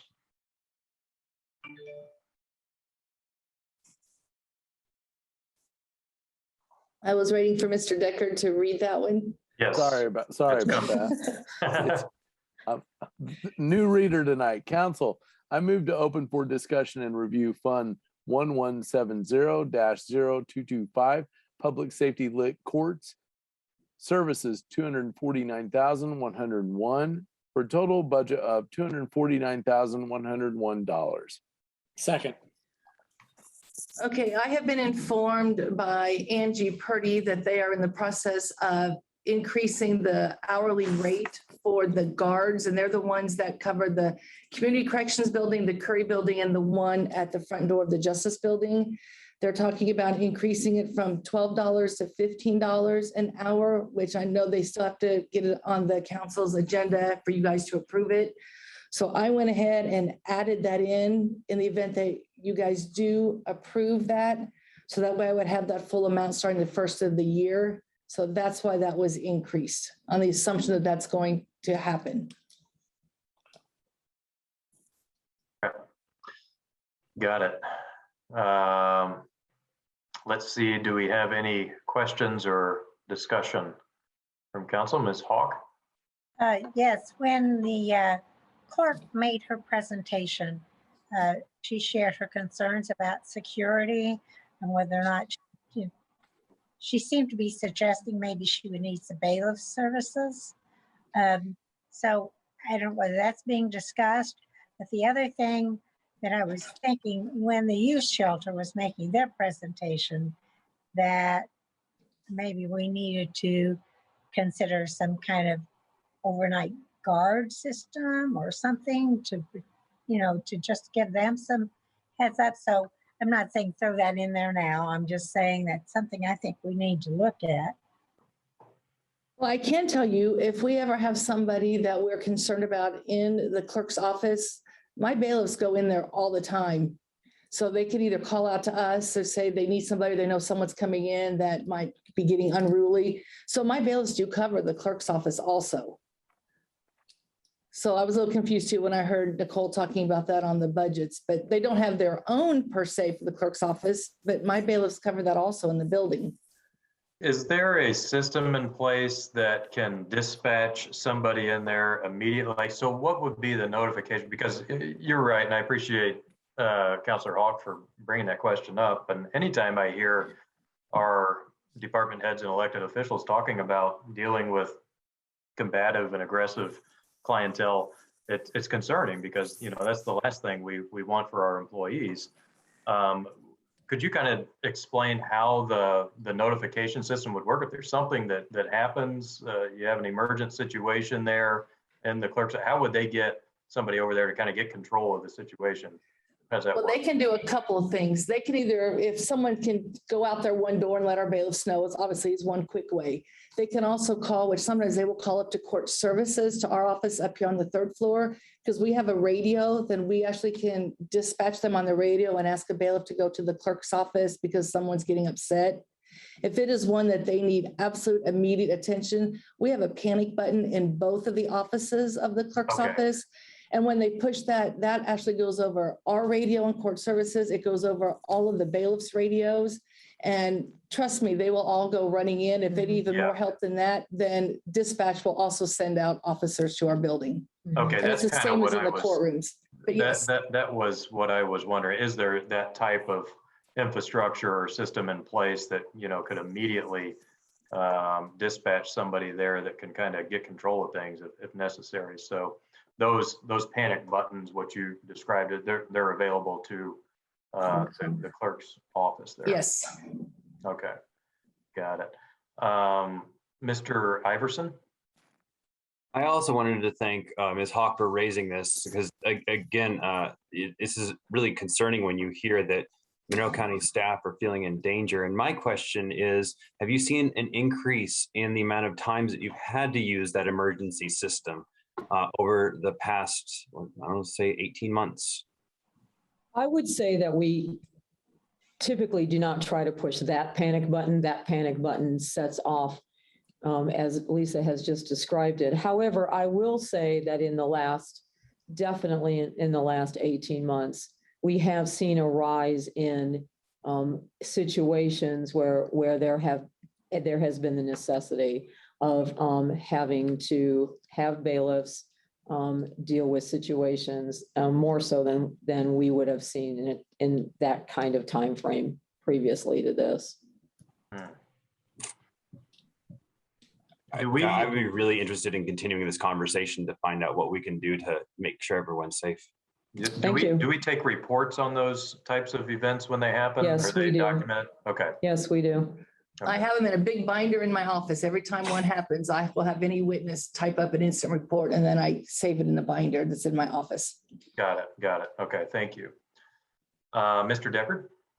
Thank you very much. I don't have a question. I just have a general comment. I appreciated what the clerk had indicated the other day, and I also appreciate what you've added in here in this ongoing discussion that it looks like we're going to have. And I just want to clearly say, at least from this seat, and I think I'm hearing it from everyone else, whatever we have to ever figure out with safety in that building and really any building that we have.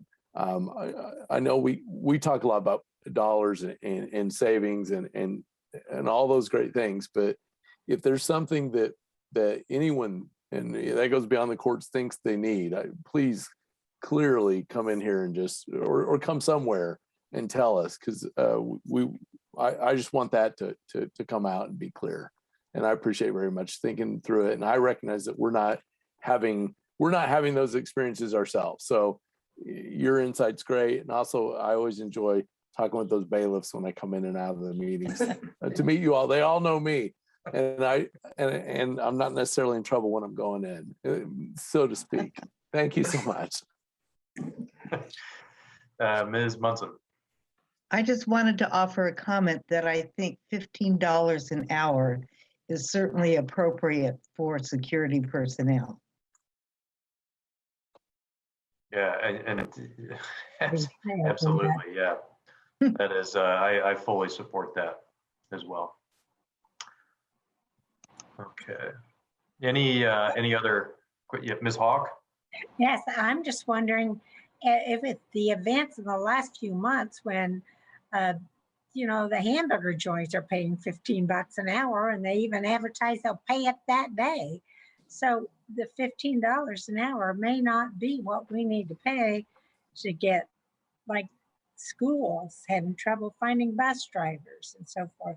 So we may have to take a look at what we're doing here. Okay. Any other questions or discussion? And if not, we'll take a roll call vote here to accept this as the public safety lit courts budget. Counselor Munson, Yes. Counselor Deckard, Yes. Counselor Hawk, Yes. Counselor Spoonmore, Yes. Counselor Iverson, Yes. Counselor McKim. Yes. Motion passed unanimously.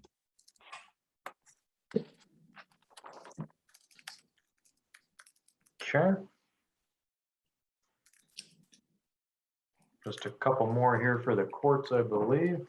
Yes. Council, I moved open for discussion and review Fund 2200-0000 Alternative Dispute Resolution. Supplies, category 500, services 13,200, capital 1,000, for a total budget of $14,700. Second. Okay, this budget, you see, we've changed a lot and lowered quite a bit except the one category, but overall it's still much less. The judges have redone our ADR proposal, and this is more in line with what we're actually anticipating spending this year.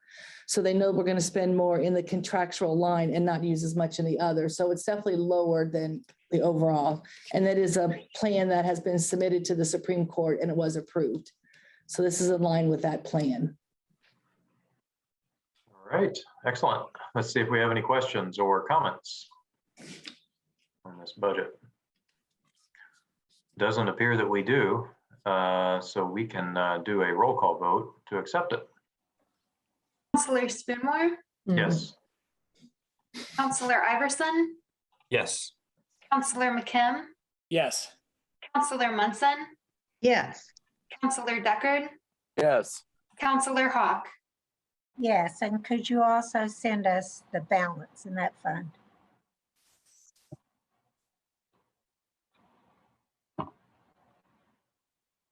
Maybe Ms. Shell can get that for us here shortly. Yes, I will have it for you in just a moment.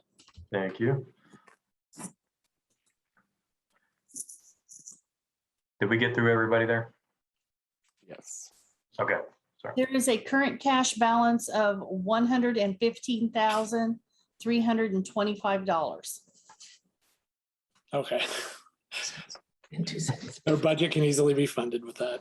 14,700. Whatever it is, yeah, okay. All right, next up will be the jury pay budget. Council, I move to open for discussion and review Fund 2511-0000 Jury Pay Services Category 24,500 for a total budget of $24,500. Second. All right, Okay, I have left this budget exactly the same as last year. It looks like we haven't spent a lot, but we have just started jury trials back up again. I have one actually going on right now, and I've got quite a few 10-day trials coming up yet this year and some big ones. So I will be going through that the rest of this year. Mhm. okay, Mr. McKim. I just want to make the personal comment that my son was called for jury duty last month, and he was extremely disappointed that there weren't any jury trials because he was actually kind of looking forward to it. Maybe we'll get him next time. He was looking forward to the civic experience. Any other questions? I Discussion? would like to say that there is a current balance of $73,415. All right. In good shape. Or not? If we have any further discussion, seeing none, we'll do a roll call vote to accept jury pay budget. Counselor Iverson, Yes. Counselor Munson, Yes. Counselor Deckard, Yes. Counselor Hawk, Yes, Counselor McKim, Yes. Counselor Spoonmore. Yes. Motion passed unanimously.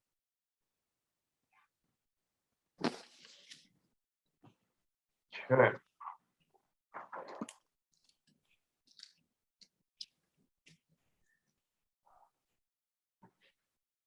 Council, I move to open for discussion and review Fund 4903-0225 Juvenile Per Diems.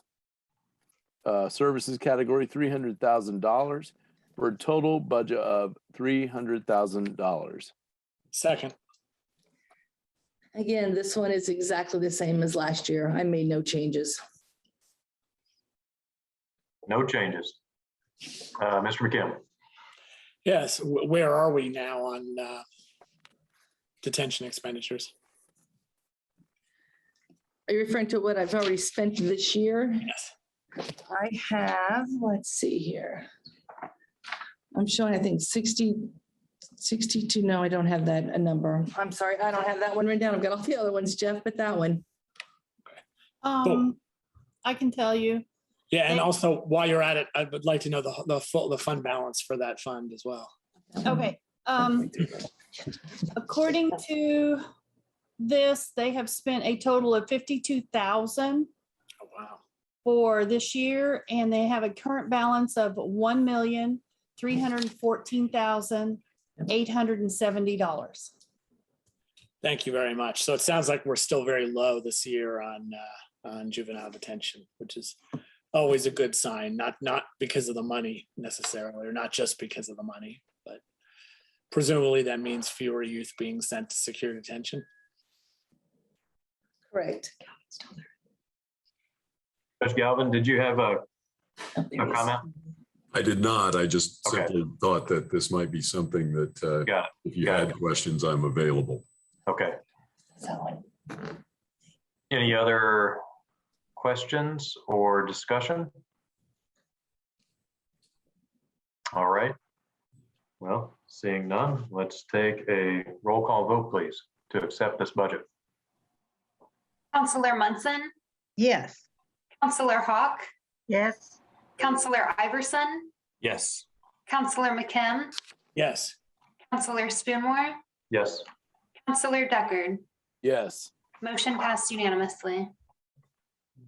Okay, and Title 5D incentive is next. Council, I move to open for discussion and review Fund 8895-0000, County Title 4D Incentive, Personnel $41,344, Capital $9,500, for a total budget of $50,844. Second. Okay, this budget just went up just a very little. Commissioner Reaper has paid 75% of the judicial salary, and their salaries start on July 1st. So Commissioner Reaper's raise then also goes up on July 1st. So this is kind of a ballpark figure, what I'm estimating it to be, because we won't know the exact amount until the judges' salaries come out next year. So that's why it just went up slightly. Anybody have any questions or comments? All right, we'll do a roll call vote to accept it. Counselor Deckard, Yes. Counselor Iverson, Yes. Counselor Spoonmore, Yes. Counselor Munson, Yes. Counselor McKim, Yes. Counselor Hawk. Motion passed unanimously. All right, I think that concludes everything for courts. Thank you very much. Thank you very much. I don't think I voted, but yes. I didn't, whatever. Did you need to record a different vote on that one? No, I didn't vote. Oh, Whatever. I didn't. I heard your name called and I didn't actually hear, did you want to put a Oh, vote we in? revote. Let's revote, please. Yeah, let's revote. Sorry. I didn't know if I just missed it sometimes but I did hear your name called. I'm sorry. I swear I heard you say yes. I'm just mishearing you today, Marty Hawk. All right. Let's Counselor vote on that one McKim, again. Yes. Counselor Munson, Yes. Counselor Hawk, Yes. Counselor Spoonmore, Yes. Counselor Iverson, Yes. Counselor Deckard. Yes. Motion passed unanimously. Thank you. Okay. Even with the do-over there on the votes, this has been record time for the courts. Fantastic. All right. So that concludes everything for the courts, and next we'll move on to probation. Council, I move to open for discussion and review Fund 1000-0226, General Fund Probation, for in the personnel category, $2,544,721 for a total budget of $2,544,721. Second. Okay. We have a motion and a second, and we have Ms. Brady Yeah. and Mr. Hatfield joining us. We have Who the else? chief, we have Chief Probation Officer Linda Brady, and we have Troy Hatfield with us as well. So I would ask them to begin presenting our budget. And also Becca And Becca Strite. Strite as well, yes. Thank you. Yes, we have both of our Deputy Chief Probation Officers present, and obviously presiding Judge Dekoff is here, and Judge Galvin to help us present our budget. The Probation Department has 22 budgets and 4 fee funds in addition to the 22 budgets. Most of our budgets are grants. So 6 of the budgets are user fee budgets. So tonight we'll be discussing all 6 of the user fee budgets plus 3 additional budgets, so a total of 9 budgets. The primary objective we have with all of our user fee budgets is to make sure that our projected revenues and our projected expenditures basically match.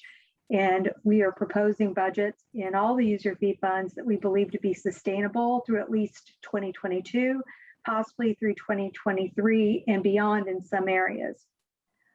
You've asked in the past before about our user fee collections. During COVID, we were closed down, as you know, for a while. So during 2021, our revenues were about 20% below 2019's collection rate. We've had some rebound this year with 2021. We are about 10% below where we were in 2019. So we've rebounded some, but not all the way in terms of our collection rate. All of our budgets that have probation officers will include a 1.5% cost of living adjustment for 2022.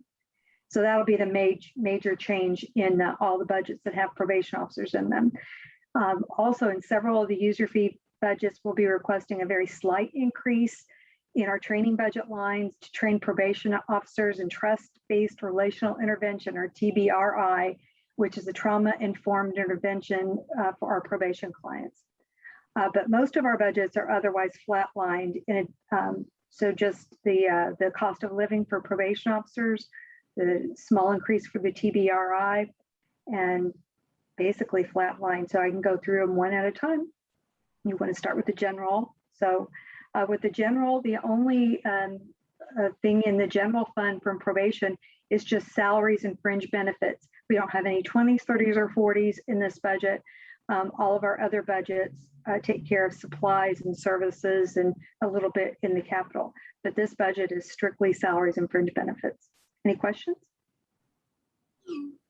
Yes, thank you. Let's see if we have any questions. And the cost of living adjustment, that's determined by the state, right?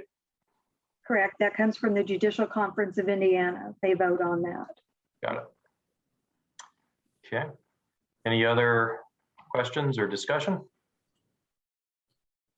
All right. Seeing none, let's take a roll call vote to accept the general fund budget for probation. Counselor McKim, Yes. Counselor Iverson, Yes. Counselor Hawk, Yes. Counselor Deckard, Yes. Counselor Munson is not present. Counselor Spoonmore. Yes. Motion passed 5-0. Okay, and up next is the lit special purpose probation. Council, I move to open for discussion and review Fund 1114-0273 lit special purpose probation in the personnel category $823,476, in the supplies category $4,000, in the services category $92,500, and in the capital category $200,000 for a total budget of $921,976. Second. I think Mr. Deckard may have meant 2,000 instead of 200,000. Ooh, let me amend my motion. And that in the capital line. Yeah, I moved to amend my previous motion. In the capital line, it should read $2,000. Got it. Okay. Any additional information for us, Ms. Brady? Yes, so for this budget, you had a brief discussion with Ms. Tevenall about services that might come out of this budget into the future. So we did not include any new requests yet. There is a meeting tomorrow, the Juvenile Detention Alternatives Initiative, our JDAI, we are going to have a meeting where recommendations from the Center for Children's Law and Policy, or CCLP, they have filed a report with us making some recommendations for front-end diversion from the juvenile justice system. So tomorrow at the JDAI steering committee, they're going to be presenting their findings and their recommendations for the first time publicly. If you are scheduled, you are all invited to come to the meeting tomorrow. And if you are coming, Christine McAfee, our JDAI coordinator, sent out the preliminary report to people who are signed up for the meeting tomorrow, just so you could read it before the meeting. So after that meeting, we're going to need some time as a JDAI to talk with Judge Galvin and to really digest the recommendations from this report and figure out, in terms of the things that are recommended, what things do we think we would want to do in the short term and what things for long term, and really prioritize. because the report has quite a few recommendations in that. So I don't know if Judge Galvin wants to comment any more on that. I just briefly say that this is all part of our Juvenile Detention Alternatives Initiative effort. This study has several interesting recommendations concerning diversion of youth and keeping them out of secure detention. That does require some programming, and we'll be looking at that programming, as Linda has said. We'll see where we are after we have that meeting, and we do invite you all to attend. It may be quite interesting. And Kate Wiltz had asked if we were going to be recording the meeting, and we are going to be recording the meeting for anybody who is interested in seeing the meeting. But also the Center for Children's Law and Policy they've offered to come and present their findings and their recommendations to anyone who is willing to listen. So if you would want them to ever come to a council work session or to a commissioners meeting or anything, they're more than willing to come and discuss their recommendations. And they don't just stop at alternative detention. They're really looking at front end diversion, so that it actually might fall under prevention to keep youth from actually entering the system at all with some front end programming. So I'm real anxious to hear what their report is. That's really all I have on this budget. Okay, thank you. Mr. Iverson. I just wanted to mention that that report should be landing in all of the council's inboxes. I just asked that that report be forwarded to the entire council. Will do. Thank you. Any other questions? Any more discussion? Okay, seeing none, we will take a roll call vote to accept probation's lit special purpose fund budget. Counselor Munson, Yes. Counselor Deckard, Yes. Counselor Iverson, Yes. Counselor Spoonmore, Yes. Counselor Hawk, Yes. Counselor McKim. Yes. Motion passed unanimously.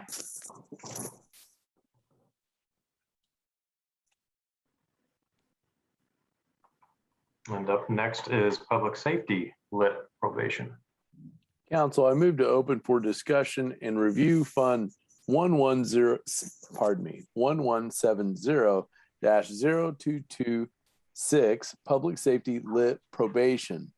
In the personnel category, $179,080. In the services category, $295,560. For a total budget of $474,640. Second. All right.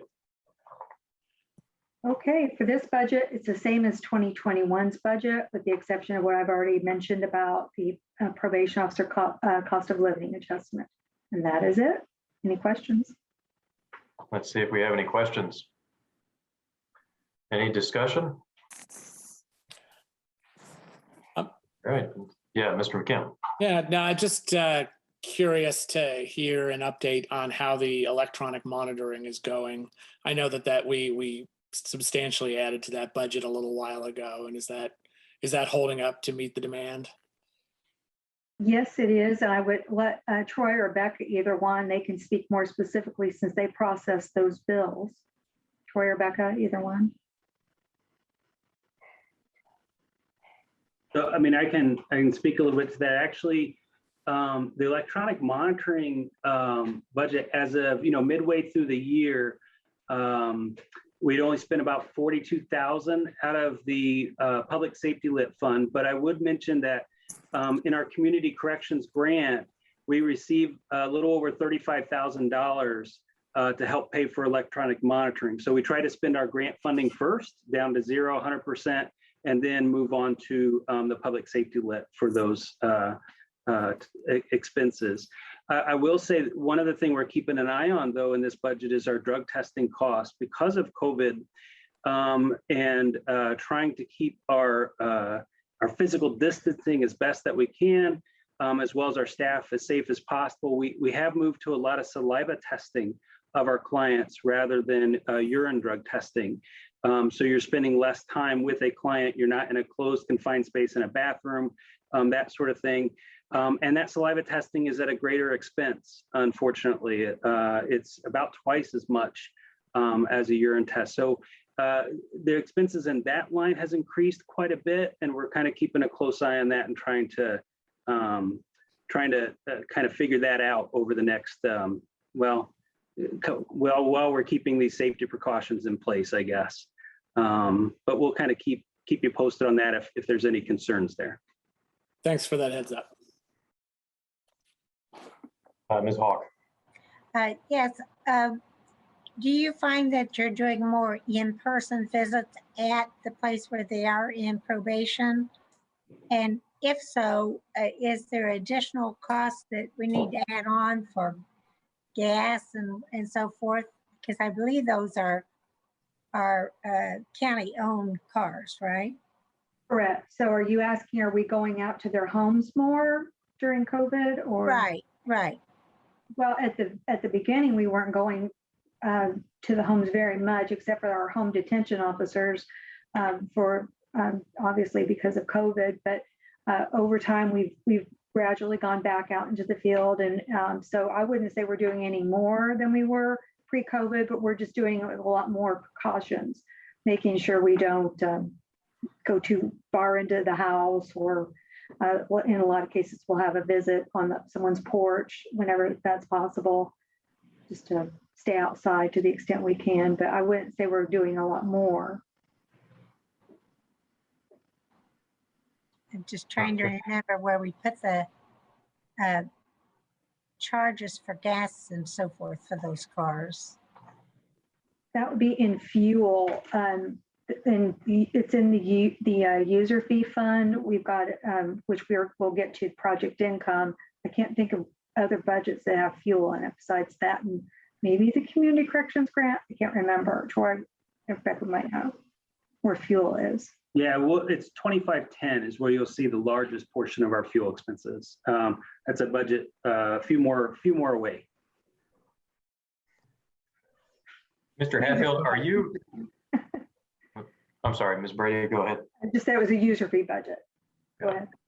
Thank you. Mr. Hatfield, are you finding that, or does those saliva tests, do they collect everything that you need with enough accuracy? So, there are good and bads with saliva testing. One is it doesn't matter. The good thing with saliva testing is it doesn't matter who's collecting it, because with our urine drug screens, we do observe tests. So you go into the bathroom with the client and observe those. So you have to really have specific staff, that we want to have a gender match in terms of those collections. But with saliva tests, anybody can collect it, and we can collect it here in the probation office or the community corrections office. So there's a lot more versatility. We can also collect it in the field pretty easily. The bad part is the window of detection time is smaller with saliva than it is with urine.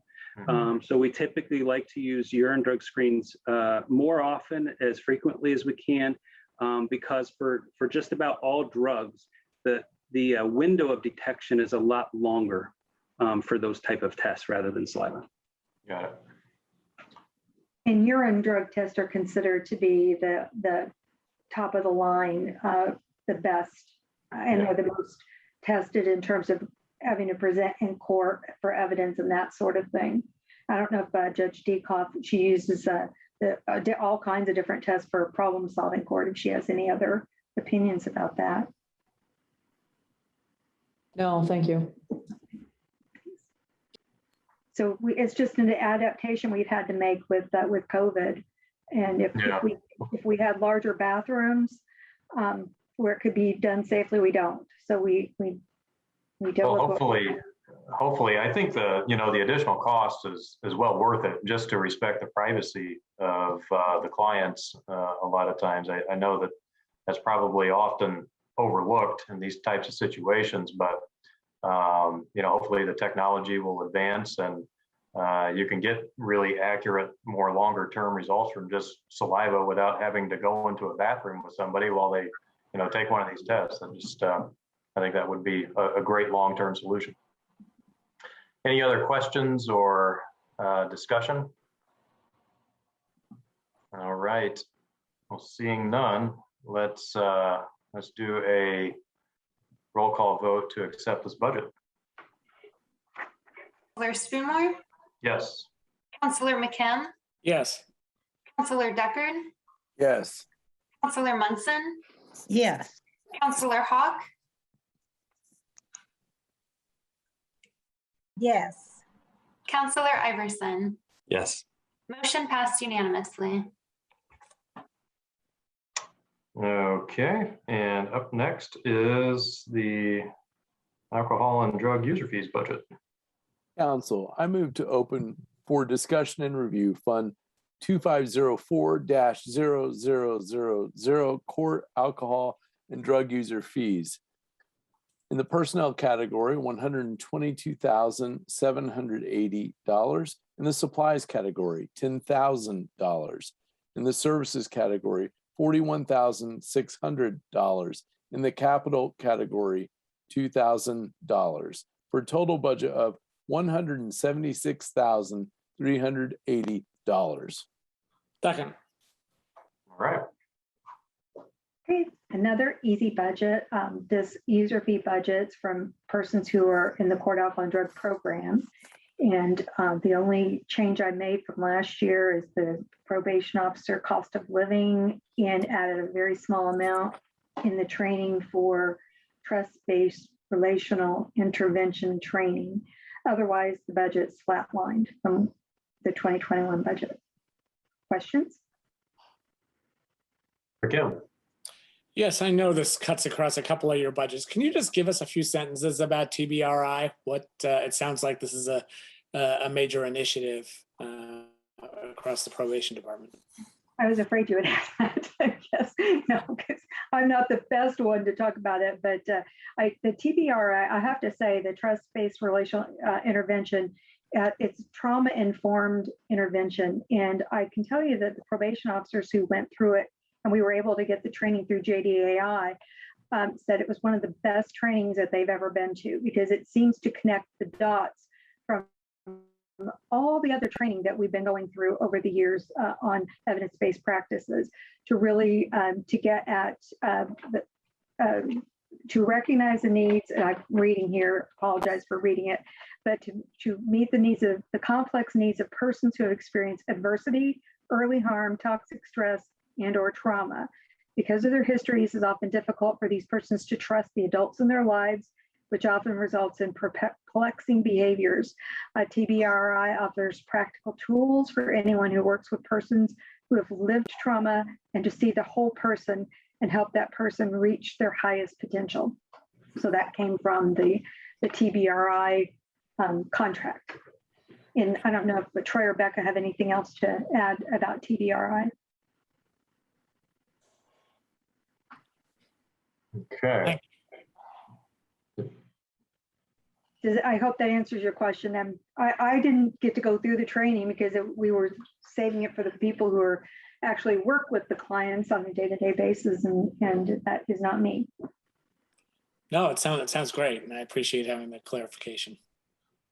All right, Mr. Iverson. I want to say more about this because I think this is absolutely foundational to why Monroe County is such a unique and special place.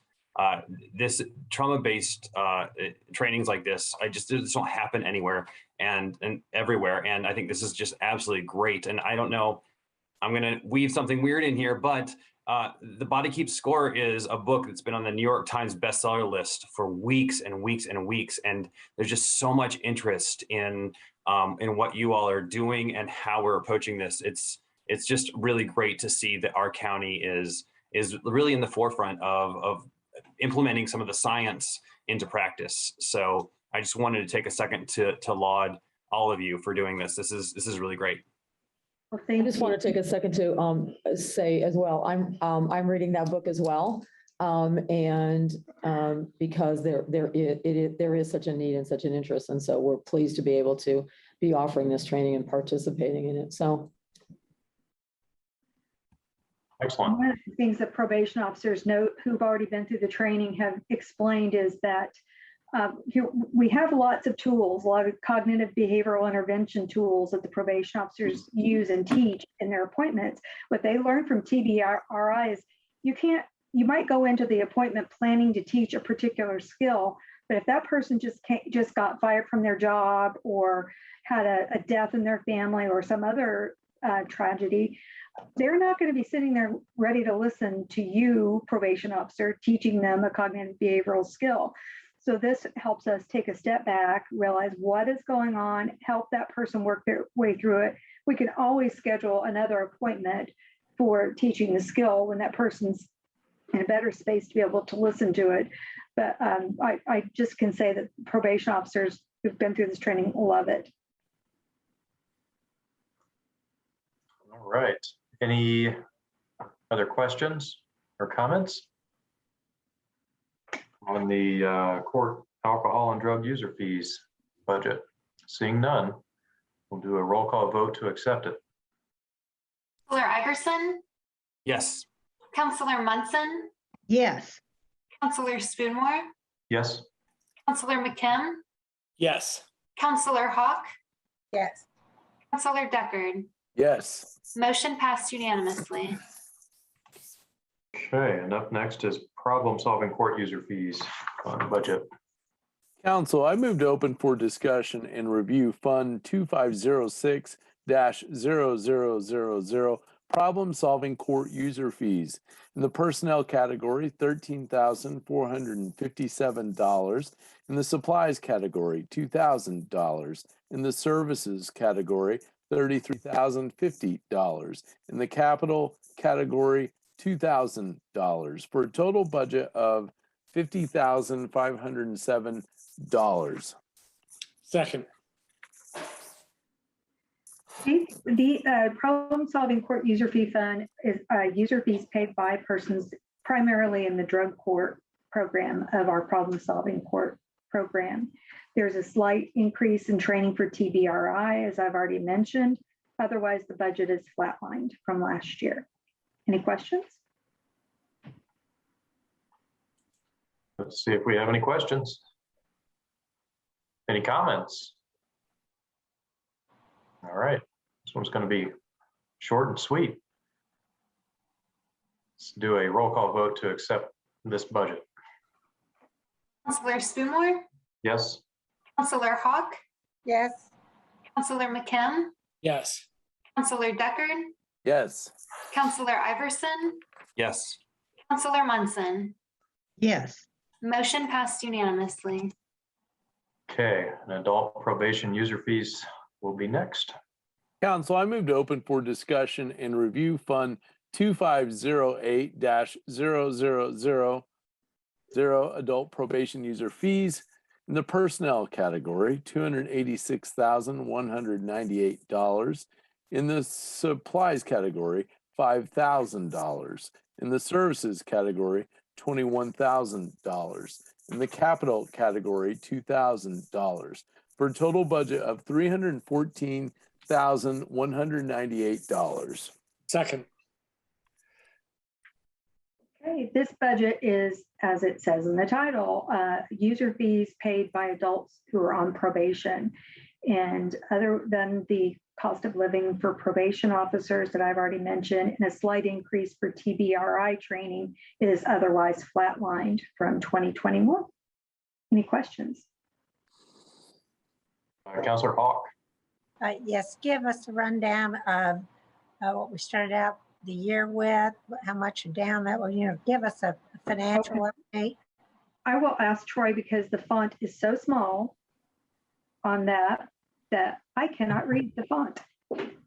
Troy, do you have that in front? Sure. For the 2508, we started the year at 138,000, and I think we're up from that right now. I don't have the cash balance as of today right in front of me. But as you know, we keep a close eye on this fund. We also keep a real close eye on 2504, the CADS fund, on their cash balances. These two funds are pretty much interchangeable for the most part, because our entire adult division of probation is a certified court alcohol and drug program, so that we can pretty much interchange the expenses between the two funds. When you looked at 2504, there was one person in that fund. And in this fund, we have 4 personnel in it. So right now, in terms of the projections that I've done, we're looking good through 2022. But what we may want to do in 2023 is come to the council and ask to possibly move one of the positions out of the APA for 2508 and move it into 2504, because that fund is doing a little bit better. It's got a little healthier balance. Just to kind of even out the expenses between the two and to kind of match the revenue that's coming in on both of those funds. We should be just fine in 2022, but we might be looking at doing that in 2023 to try to help even out the expenses. I hope that helps, Martin, or Councilor Hart. Right, because that, may I? Yeah, oh yeah.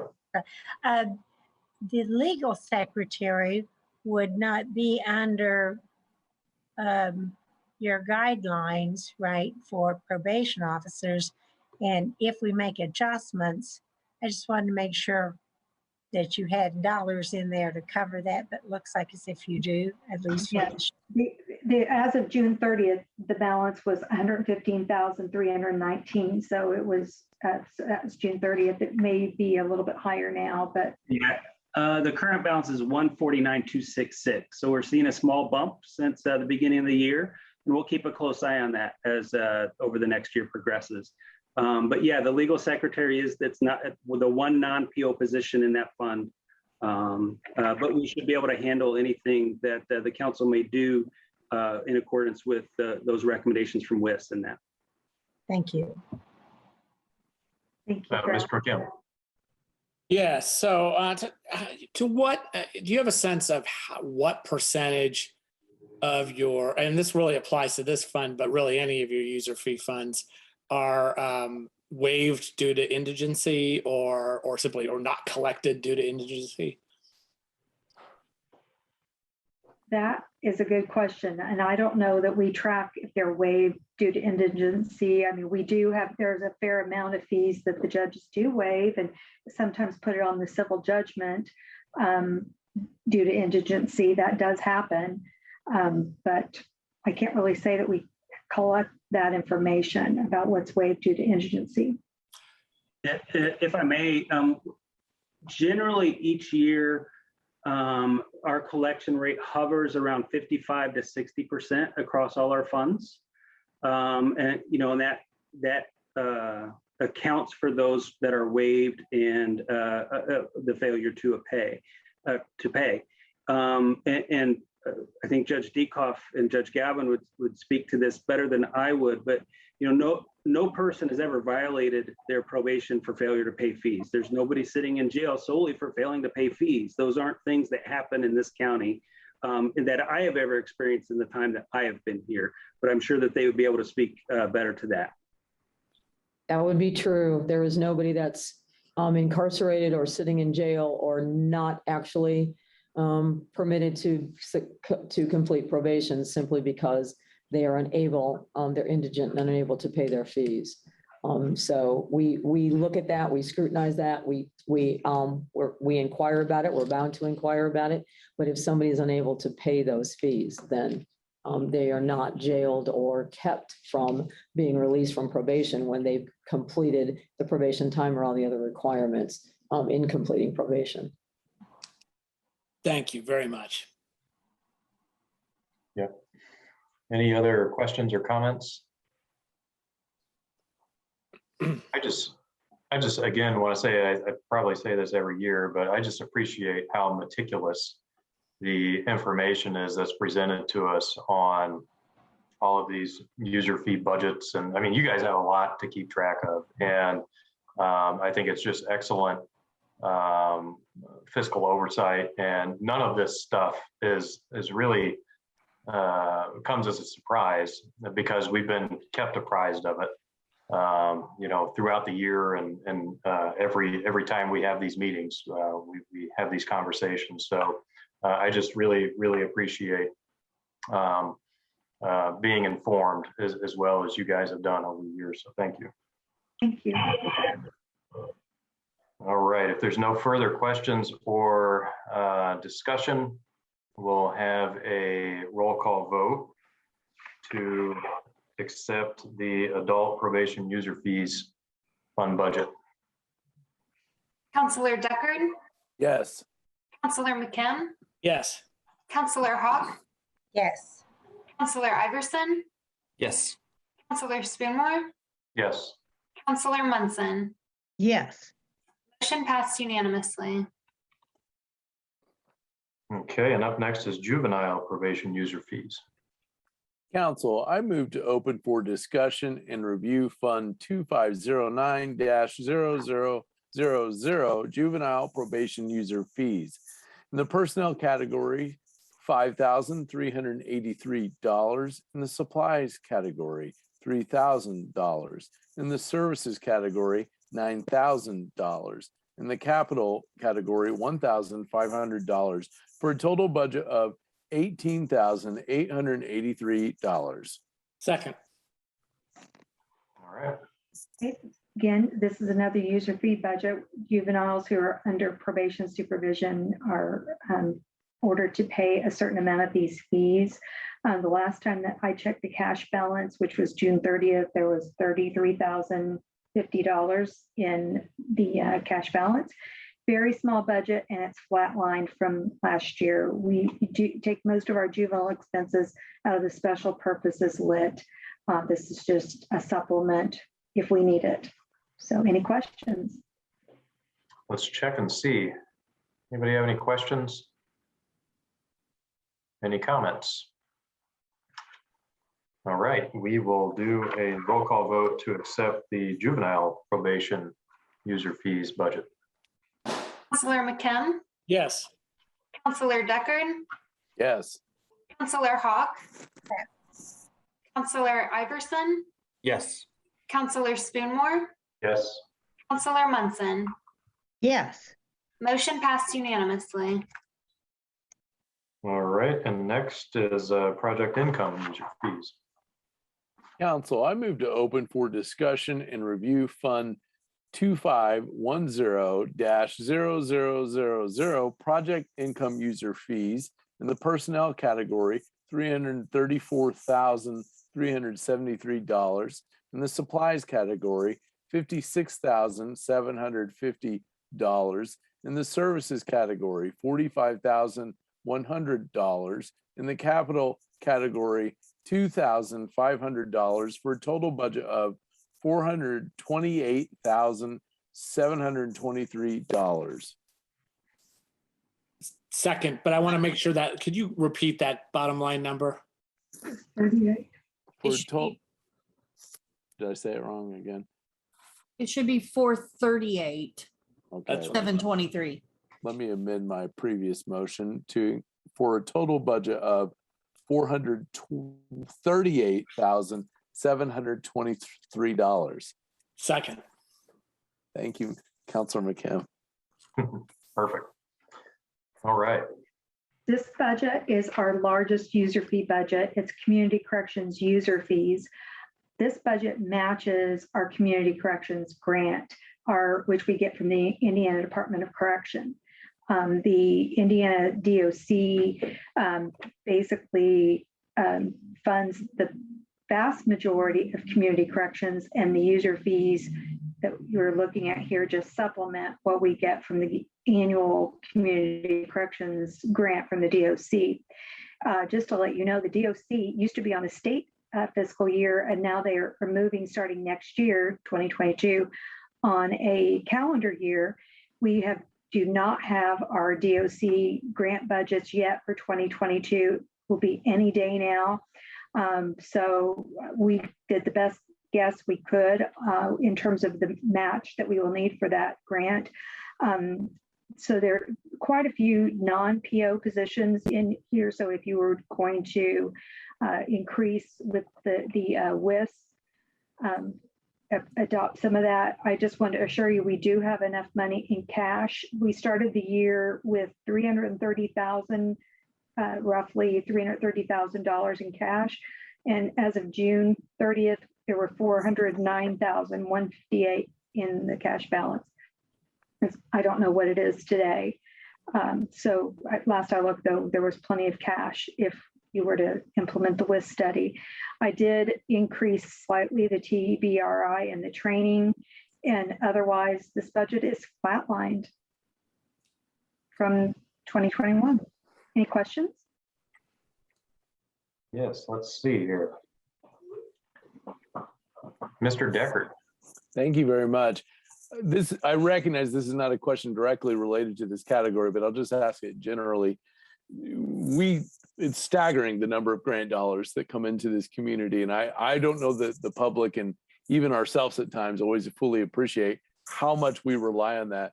You have, at this point, no reason to be concerned about grant dollars, ongoing grant dollars coming in based on anything you're hearing at the state level or beyond.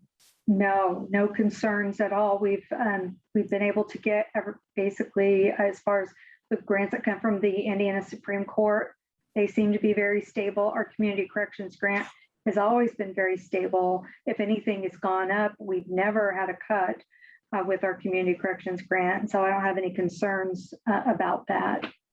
Thank you. I always like to ask, and I appreciate very much your reassurance. Any other questions? Discussion? All right. Yes, Ms. Hawk. Could you remind us what line 22105 is, supervision incentives? 22105. Yes. Actually, if Ms. Strite, would you want to speak about that? So at the moment, I can't see the screen share. So what is this? What incentives are? Oh, incentives. Yes. We have a program in our department to reinforce positive behavior. We know through evidence-based research that one of the best things for behavior change is reinforcement. So we have several things. Reinforcement could just be a handshake, good job. But we also, for incentives, have a program where clients can earn things like gift cards or money off their drug screens if they hit certain criteria based on their behavior. So one example is we have a fishbowl drawing where a client, each time that they come in to see their probation officer, based on the things that they have done that are positive, they get a ticket into the fishbowl, and every week we draw a ticket, a couple tickets actually, and then our clients get to choose what they would like as part of that reinforcement. Oh, I'm glad I asked the question. It's also something that's used in problem-solving court, and we have a grant for the incentives for problem-solving court. It could be things like bus passes. That's a very common incentive. A lot of people like to have transportation, and that's something we're able to help provide. Okay. Any other questions? All right. Ms. Miller, I think we're ready for a roll call vote. Counselor Munson? Yes. Counselor Hawk? Yes. Counselor Deckard? Yes. Counselor McKim? Yes. Counselor Spoonmore? Yes. Counselor Iverson? Yes. Motion passed unanimously.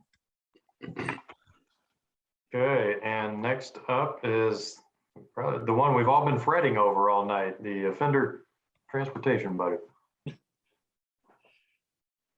Council, I move to open for discussion and review Fund 4916-0000 offender transportation in the services category $3,000 for a total budget of $3,000.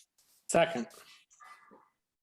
This is a user fee budget that by statute can only be used for retaking of probationers who violate probation in another state. We have never used any of the money from this fund. So that is it. But that's all it could be used for. So it just accrues. Yeah. What's the balance in that one? Well, again, it is a small font, and I would ask if Troy knows what the balance is. I can't see that small. Just out of curiosity. No big deal. Sorry, I just closed it, but I think I have it here. I was gonna say I haven't. It's $12,305. All right. Well, we're covered. There you go, $12,000. And so if ever somebody violates probation in another state, we're covered. We're ready to go retake them if we need to. Right. Okay. Any questions or discussion on the offender transportation budget? Seeing none, we'll do a roll call vote to accept it. Counselor Spoonmore, Yes. Counselor Iverson, Yes. Counselor Hawk, Yes. Counselor Munson, Yes. Counselor McKim, Yes. Counselor Deckard. Yes. Motion passed unanimously. Fantastic. Well, that concludes everything for the courts and probation. Thank you so much again. Thank you. Have a great evening. Appreciate it. Thank you. All right. Let's see if we have any final comments from council members. That's the last budget, and it's not even 7:30. Wow. I've really got to hand it to the council office staff for keeping these meetings efficient. Yeah, this has been terrific. And to all of our departments and offices as well for really being efficient with these reviews. Do we have any council members who have any final comments to make before we recess this evening? Doesn't appear so. So we will recess until tomorrow, Tuesday, September 14th, 2021 at 5 p.m. And we'll be back on Zoom at that time. See you all then. Good meeting. Good night, everyone.